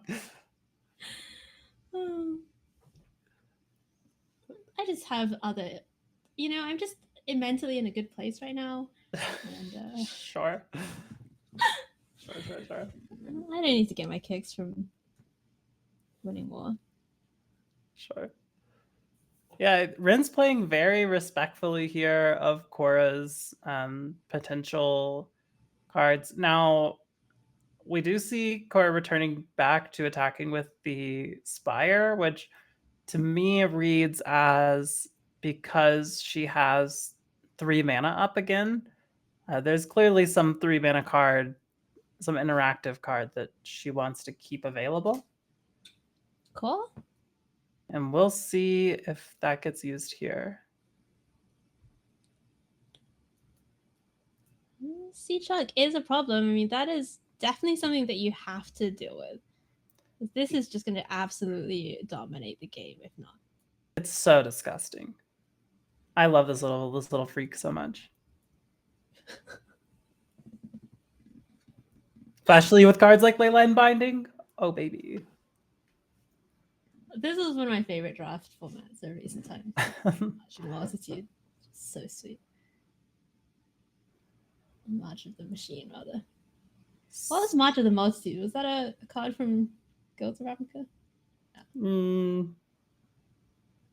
Was it? Are you making things up? You could be right. I've never lied in my life. I didn't accuse you of lying. I want to be so clear. I accused you of making things up. Caw! All right, plotting the negate. Oh my goodness. This stack is so sick. It's so sick. Takes the interrupter, but that's still gonna plot the negate, and then Get Lost still resolves. Yeah, so Seed Shark still dies, but we do have a 6/6 and a 2/2 lying in wait. Interrupting a negate is sweet. Like that's the way you want to be. It's so sick. It's so sick. It's back. The Spire is back. Dovin's veto fears the Owl Man. That's all I'm saying. Really, actually, very interesting that it's back. Right, there is a 6/6. We're attacking into a 6/6. We're blocking with a 2/2. We're blocking with a 2/2, but that's fine. Oh, okay. That's good. Okay, that's... What is happening here, Renz? Excellent question. Maybe Renz just missed the first strike? Maybe. It is tough to... Yeah. Tough to tell. Absolutely. Absolutely. It is not one of the more played cards. Oh. Tidebinder going to shut off this incubate token. Okay. Oh, and Elishnorn. I mean, if Elishnorn had been down... Yeah, that would have been crazy. That would have been crazy. Yeah, you can't flip it. It has been binded. It is bound by the tides. Honestly, this Elishnorn, like, even just as a 6/9. Nice. That is not a stat line you see very often. You gotta take it. You gotta take it. Listen, I served it up for you, and I was like, I hope she gets it out of the park, and you did. But it's tough to deal with, right? Like, what are the removal spells going on there? There's a couple of Gat Loss, but Lightning Helix is not gonna do anything. Yeah, Bodyguard doesn't do anything. It's tricky. Normalize pretty effective here, which is great because it's rarely effective here. Right, like that's really sweet. Okay. Ooh, start making 2/2s. Yeah, that does not care about Elishnorn. Does not care about Elishnorn at all, other than the fact that it does care that there's Elishnorn double your Archangel? I was curious about the same thing. I would think it does, right? Because the way Archangel reads is when it ETPs, if it was kicked, do this. So it was still kicked. It's just going to, it's going to read that line of text twice. I think you'll get 4 triggers when you double kick the Archangel. That's insane. Another No More Lies would be so funny. I mean, Cora has been holding a lot of cards in hand and not deploying very many threats. It's true. It's entirely possible. Oh, resolve. And it's gonna resolve, and that is gonna be 4 triggers. Oh my goodness! That's the whole board. Oh my goodness! Yeah, and that's a good game from Cora. That's for sure good. Oh, Interrupter doesn't do anything about that. Elishnorn! Oh no! So many answers just shut down by Elishnorn. And now the 6/6 is back online. Is here. Oh my goodness. Yeah. Incredible. That is insane. What a dominating performance here from the domain deck. We were worried, right? We were this we were thinking it's a little bit clunky, maybe. You know, Flash can often. Oh my goodness, get out of here! Yeah, but again, like just the card quality, like we're seeing it now. Like even just drawing a Leyline Binding off the top, that's so much stronger than what most decks rip off the top. Yeah, absolutely. Getting the double trigger from Elishnorn. I mean, that really is gonna do it. Yeah. Okay. All right. Make a chump blocker, but. Yeah.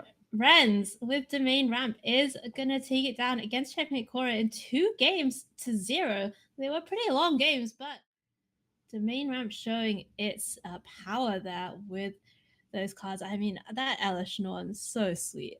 So sweet. Yeah, very, very cool. I mean, excellently played once again from both players. So cool to see Cora's deck. I thought that was really sweet. I'm so glad we got to see so much Avon interrupting. The cause, they were out of control. Avon interrupting the negate was sick. It was just really cool. Really cool. Great job to both players, and huge congrats to Renz taking it down. That was amazing. Yeah, for sure, Renz. Moving to 1-0 in season 12. So, Nile, our final feature match of the evening. And for those of you who are following the Pro Tour closely, you're going to be pretty excited because we have Nicole Tipple, who, like, did so well at the Pro Tour. Her first Pro Tour, made it deep into day 2, lost that heartbreaking win in the top, in the last round of Swiss, I believe, with the top 8, which I was kind of shaking and crying watching that. But I mean, just a breakout performance from her as part of Team Sanctum of All, and played so well. Like, I was watching on the broadcast, and just every decision she made just seemed so sweet. Yeah, and I want to take a second. I mean, first of all, absolutely 100% agree with everything you said. I loved watching Nicole play.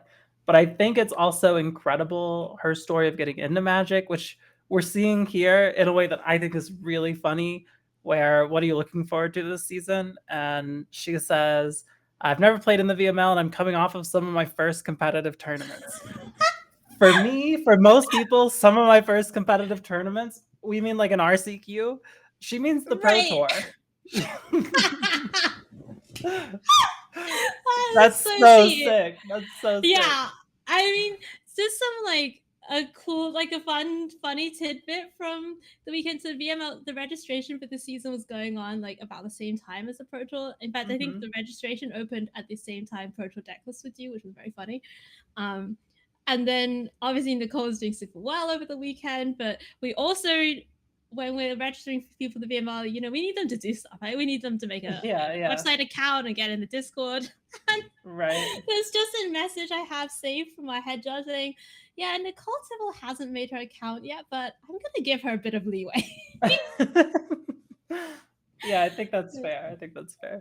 Yeah, and Nicole bringing 4-color Legends, the deck that she did, as she and Sanctum did so well with at the PT. Let's see who she is playing against.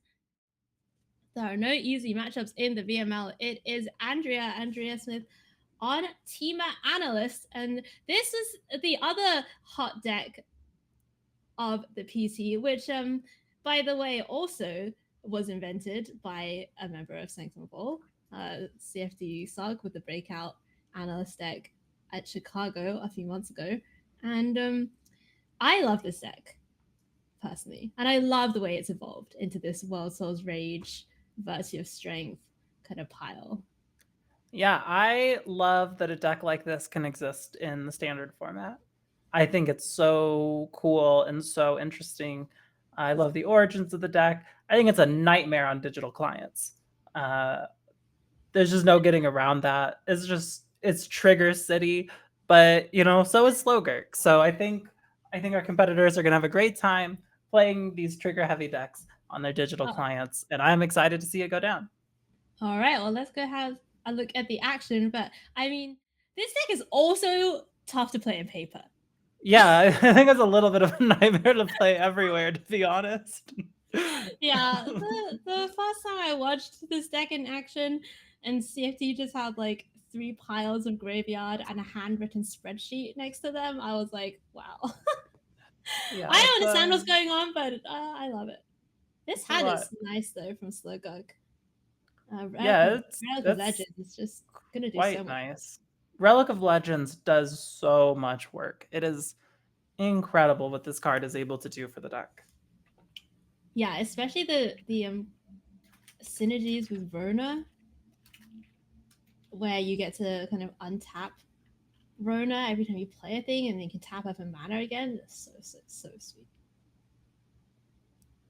Yeah, Wow, very. ripping the tiny bones. That is nice.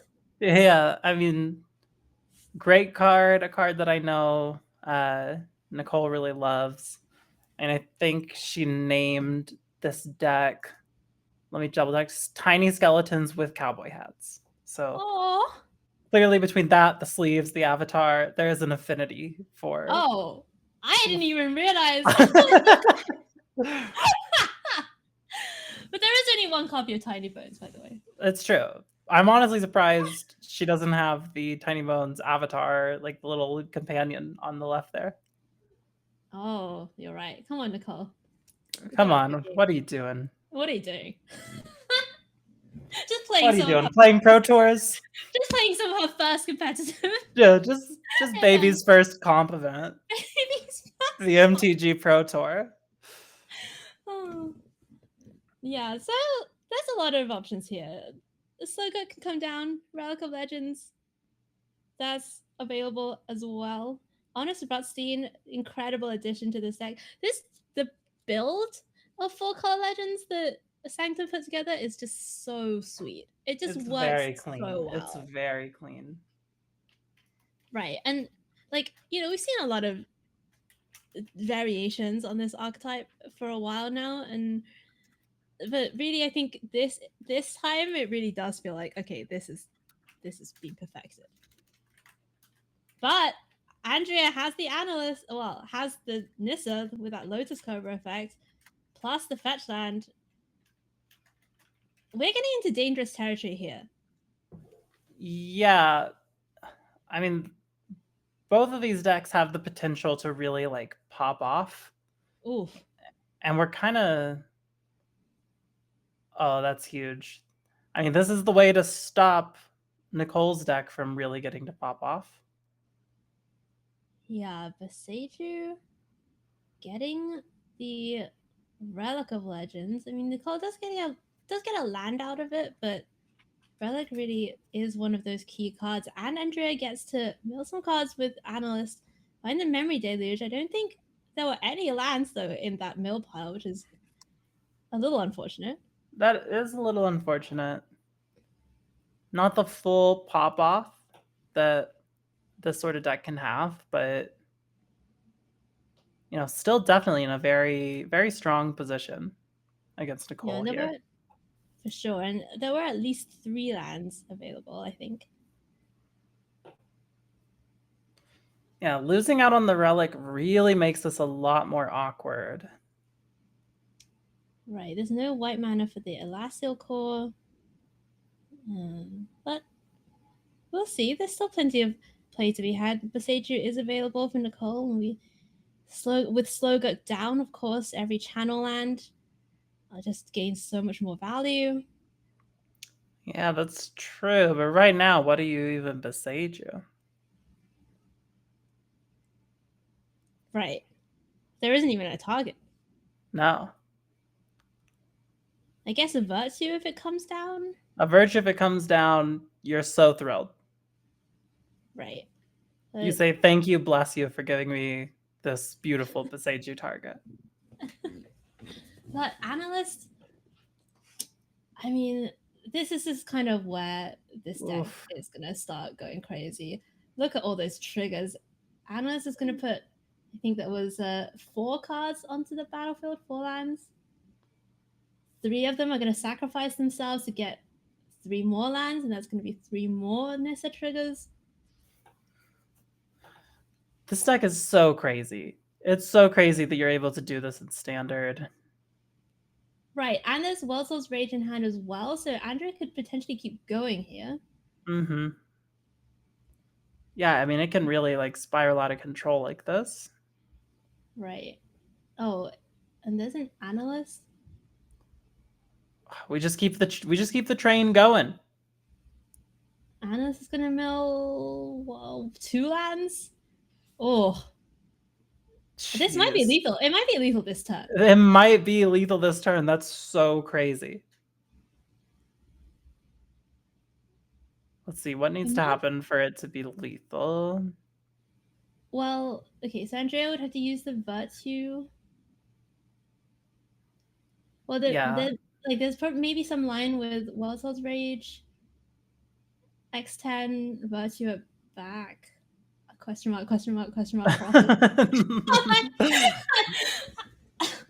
Sure. There's some blue mana being floated though, so it's possible Andrea's just gonna wanna deluge. Mm-hmm.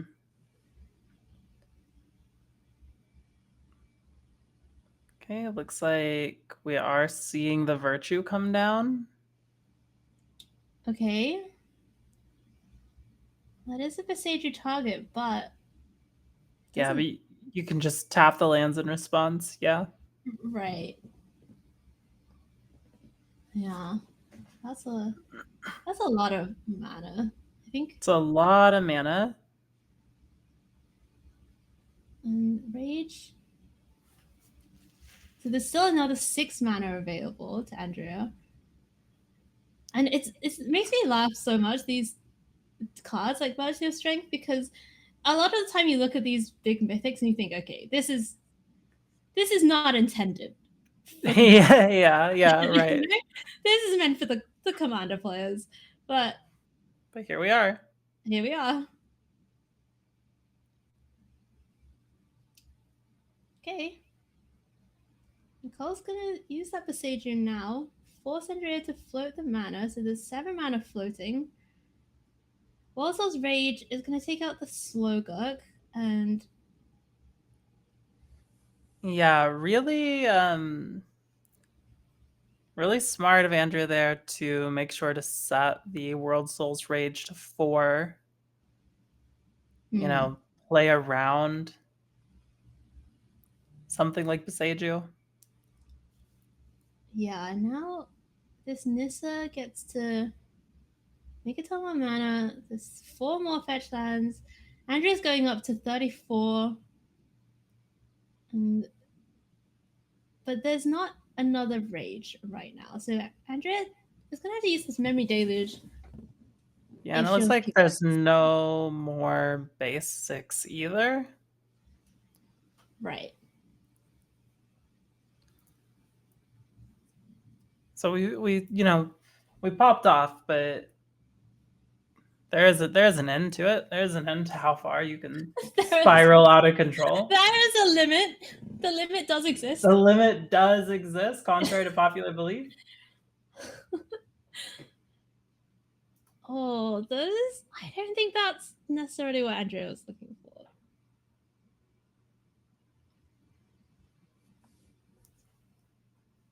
Okay, I mean, that was a big turn from Andrea, but ultimately attacks for 3. And go down to 17. Yeah, it just takes like 10,000 game actions, then hits for 3. That's how you know it's a Sanctum deck. I'm kidding. I love all of you.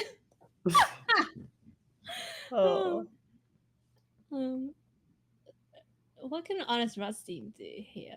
Honest Rusty can get back Slogurk, and then you can still play Slogurk. Can play Slogurk. Oh, Shigeki? That's huge. Shigeki is huge.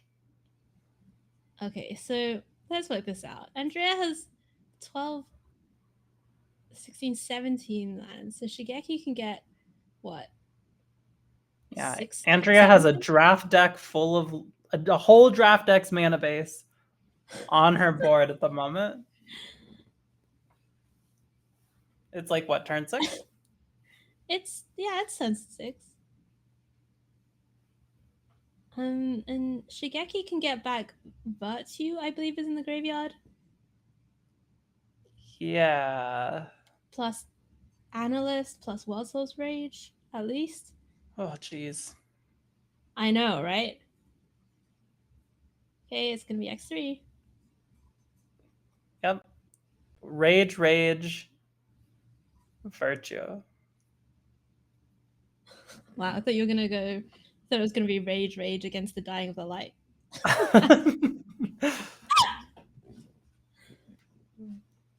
little bit of literature, a little bit of culture for all you children out there, all you gamers. A little bit of literature and/or culture. All right, here's a million. You to some variety entertainment on this stream.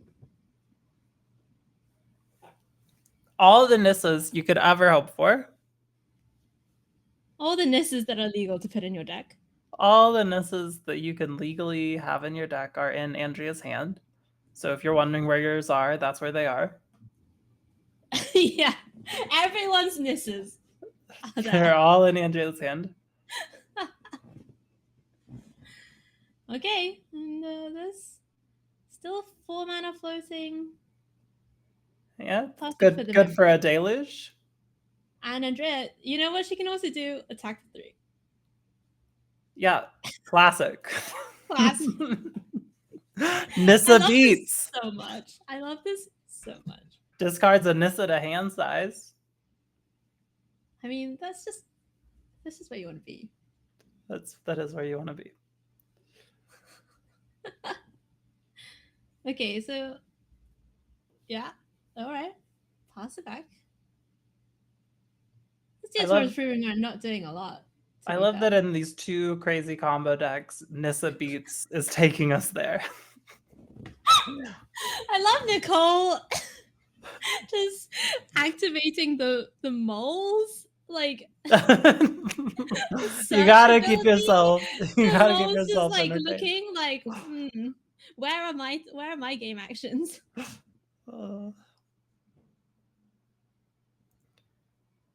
Go. We gotta represent that you don't have the Passage. Oh no. No, it's face up. It's known. Okay. Yeah. Yeah, that is reasonable. Thank you. Bless you, Nicole. We're gonna go to game 2, and things are gonna change quite a bit post sideboard. Cut downs are out for Nicole. Some of this removal is coming in to deal with the Nissas, deal with the Annas, perhaps. And Duras, turn the earth. Okay. All right. Well, Artai as well. Pretty nice against some of the big spells out there, the World Soul's Rages, etc. Turn the Earth is a nice one. Turn the Earth is a very nice one.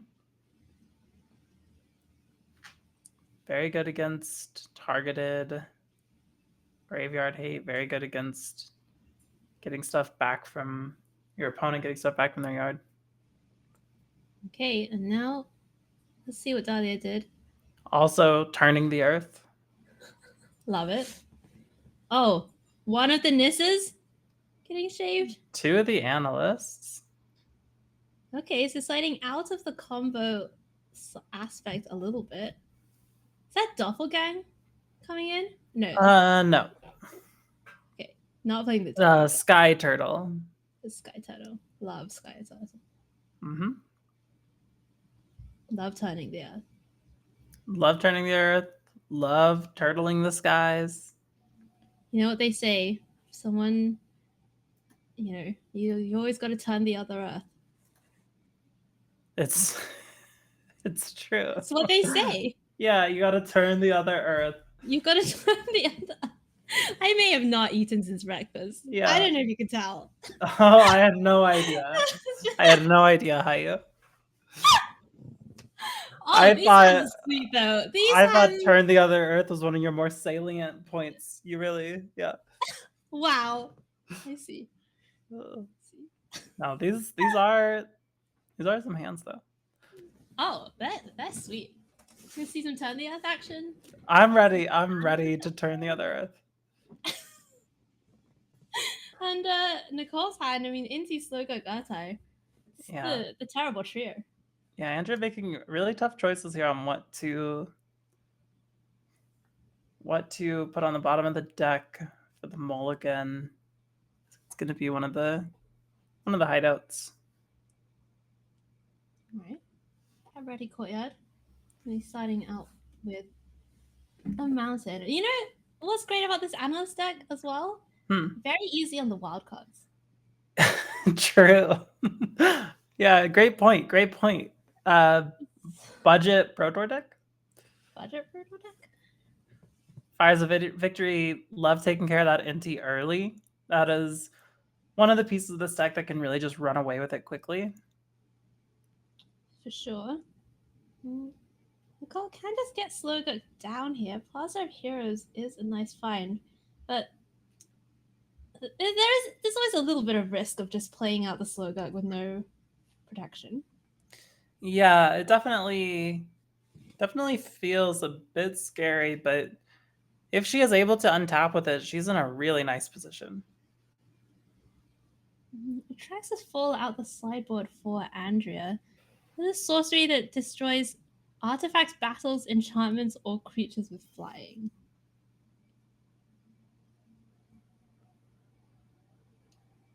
I'm trying to think like what the relevant. Well, the relic's a big deal, right? The relic?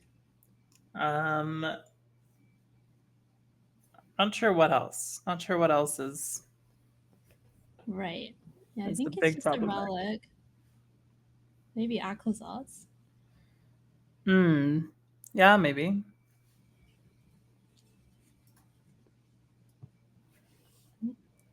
Zeotor's Proving Ground ready to be cycled. This is how on it I am, by the way, that I literally nearly said Nile's Proving Ground. I was this close. The thing about Zeotor's Proving Ground is it is the opposite of Spar's headquarters. Oh, of course. Right. How could I have forgotten? Yeah.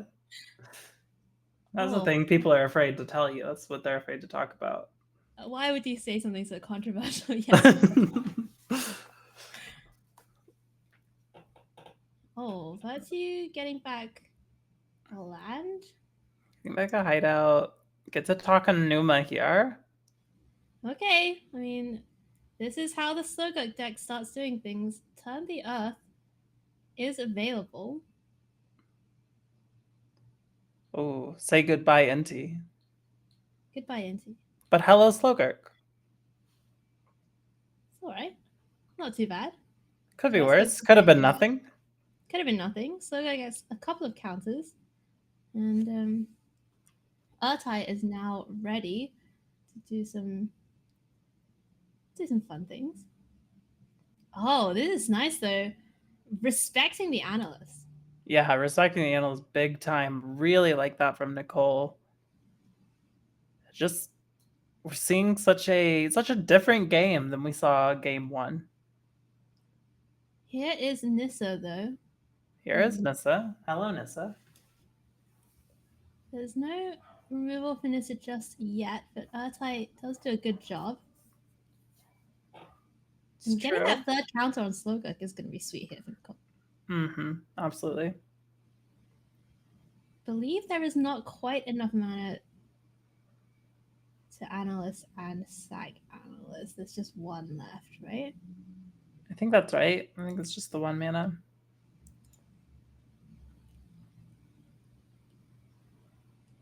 Turn the Earth being milled is pretty nice as well. Can be cast with Flashback out the graveyard. Get our third counter on the Gurk. All right. See if Slogurk is going to do so. By the way, even though the VML is full of Slogurk enthusiasts, Slogurk has traditionally had a very bad time in the feature match area here. I don't know why. Yeah. But there's like this kind of curse almost. Well, I'm sorry what we've done to you, Nicole. Yeah. I mean, Nicole obviously hasn't really played that many competitive events before, so That's true. She's she just coming off her might not first know. event. Yeah. But really, this was an inside job. We all knew she was gonna play Gurk. Like that feels very face up. And yet here we are putting her on feature. It feels like she was done dirty. Oh, like it was a trap. Like it was a trap, yeah. Well, Nicole, But if you're watching, it was not a trap. If anyone can break the Believe feature or be- Gurk curse, That's true. It is Nicole. it's Nicole. So maybe that's why we did it, to break the spell. Yeah, we just want to see Gurk action. We want to see Slogurk going off. We want to see people drawing Gurk, although not too many Gurks. Urtai getting to counter the ability from Analyst. Really sweet. I love this. Is it going to be the counter though? Yeah. It's got to be, right? Well, there's got to be some consideration to killing the Nissa. Sure. Yeah, I think that's reasonable. I just feel like with stopping the trigger from happening, you keep more lands from hitting battlefield. Which even if you don't have the Nissa triggers going off, that's just harder for you to deal with. Whereas a Nissa, you have ways to deal with Nissa. Yeah, very true. Here's Takanuma. Here's Takanoma.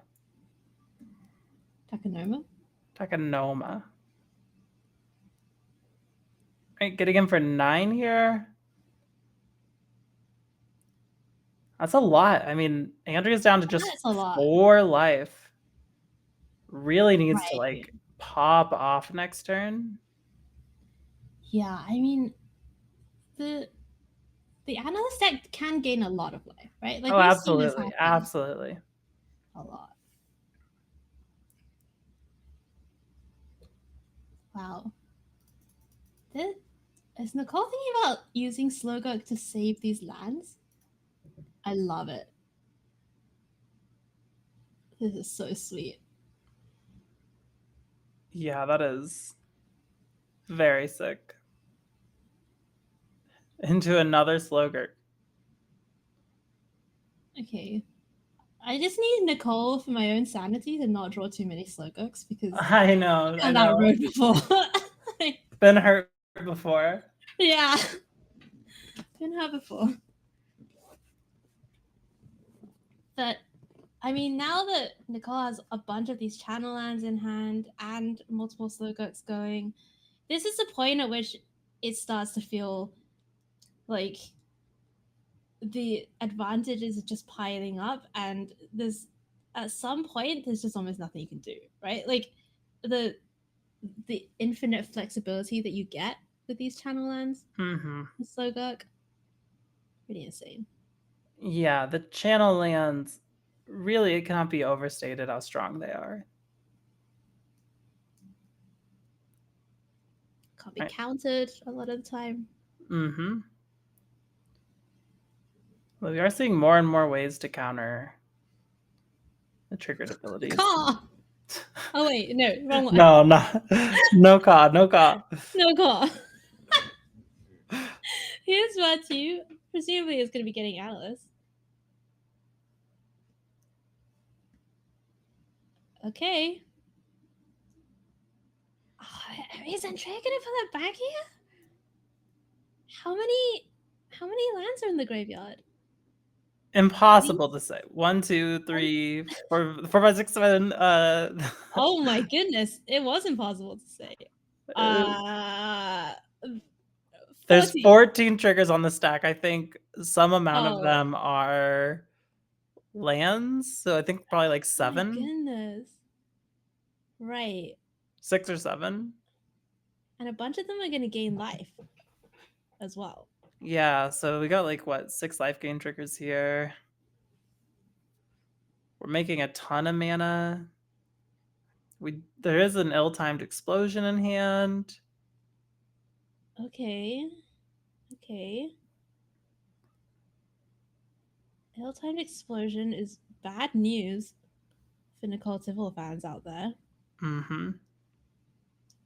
There's no Otawara, no way to kind of protect anything. I mean, Slogurk, there's some spare Slogurks. There's Slogurks to spare. There's a Takanuma that can get some stuff back. Right. But just the life gain alone, I mean, it's tough. Yeah, really, truly showing the resiliency of this Analyst deck. Of course, Analyst making it all the way to the top 8 of the Pro Tour as well.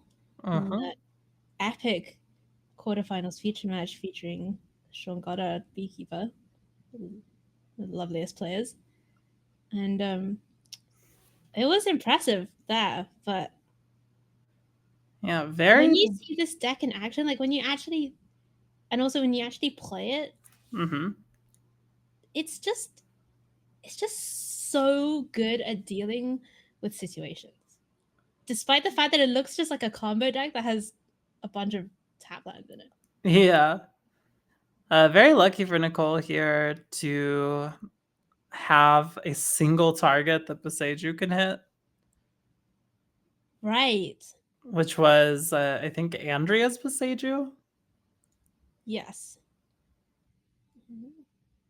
But Fires of Victory is going to finish off the Slogurk. Bring the Boseiju back. Yeah, that has no targets.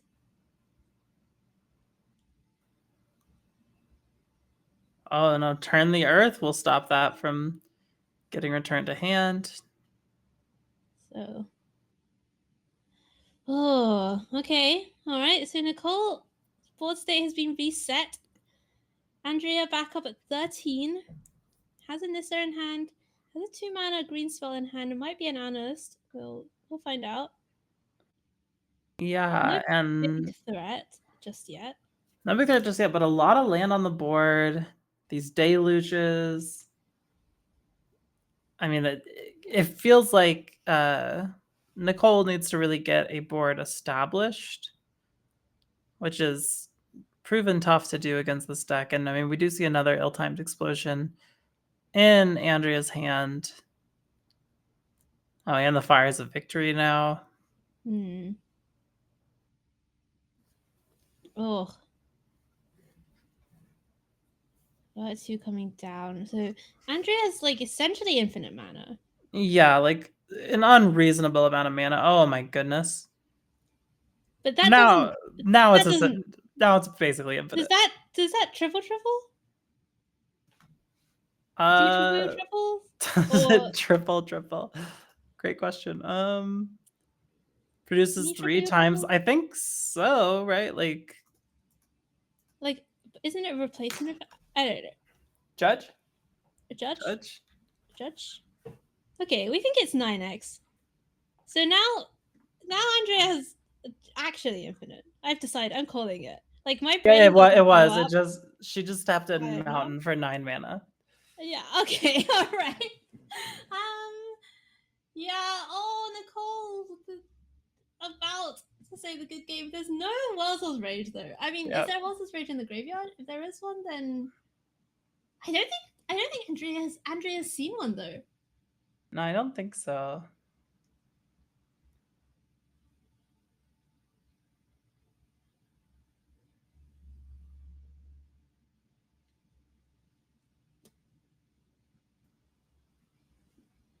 I feel like it should be one of those rules like you're not allowed to triple a triple. You know? Sure. Like in Monopoly where you can't double.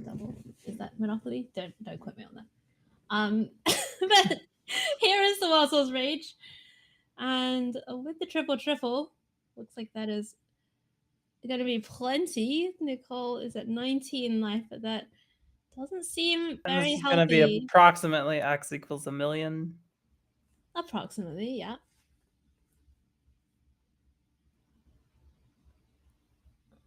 Oh, yeah.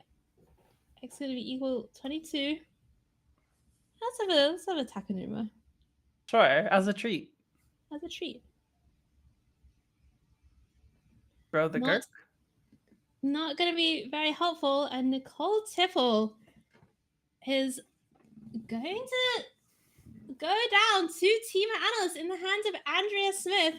And wow, both of these decks, extremely powerful, extremely resilient, extremely cool, extremely made by Sanctum. And it just goes to show, to be honest, like, you know, if you're in Andrea's seat, like, you're playing against a breakout player from the last PT, playing the deck they played at the Pro Tour, where they defeated, you know, Hall of Famers, they defeated, you know, all these incredible players there, and then, you know, you're gonna just sit down, play the VML. It just goes to show there are no easy matches in the VML.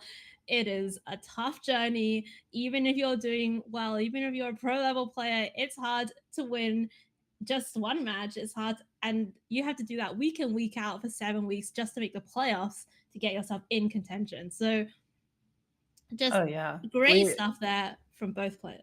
I mean, the VML has pro players not even make the cut for the playoffs all the time. Like, this is a hard league. I think that's been proven tonight.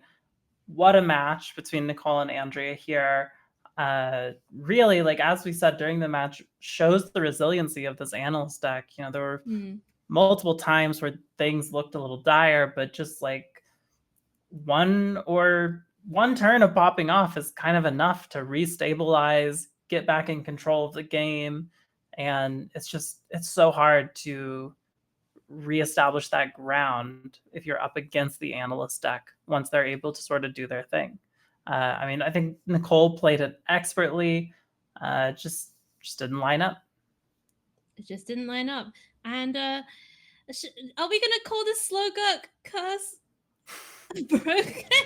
No, it's not broken. We just witnessed it. What are you talking about? I know. Well, okay, but at least, okay, when I say the Slogurk curse, what I mean is like we've had Jason on playing Slogurk, you know, we've had plenty of players, and often they don't even find Slogurk. Like, sure, it's been terrible for Slogurk players on the feature match area. I mean, we're probably still looking for the win here from our 4-Color Legends crew, but I mean, there's plenty of play left in season 12, and you know, at the end of this pretty epic first week of coverage, Nile, I am super hyped to find out what happened. As am I. I can't wait to see more. Haiyue, it's been an absolute blast being in the booth with you. I always love when we can commentate together. Yeah, this is cool. I'm excited to see so much more out of the VML this season. Yeah, absolutely. It's been a pleasure having you, Nile. Thanks for putting up with all my shenanigans. Thank you to our sponsors, of course, Wizards of the Coast. Thank you to our awesome producer, Phoebe, behind the scenes, to Misha, who's running production, and everyone in the leadership team of VML, to all of our wonderful players, and of course to you, my lovely audience. Come back next week for coverage of week number 2. Same time, same place, Friday, 6 p.m. And we'll have more coverage from this season for you. But stick with us. We will see you next week. Everyone have a great weekend and stay safe. Bye. Bye.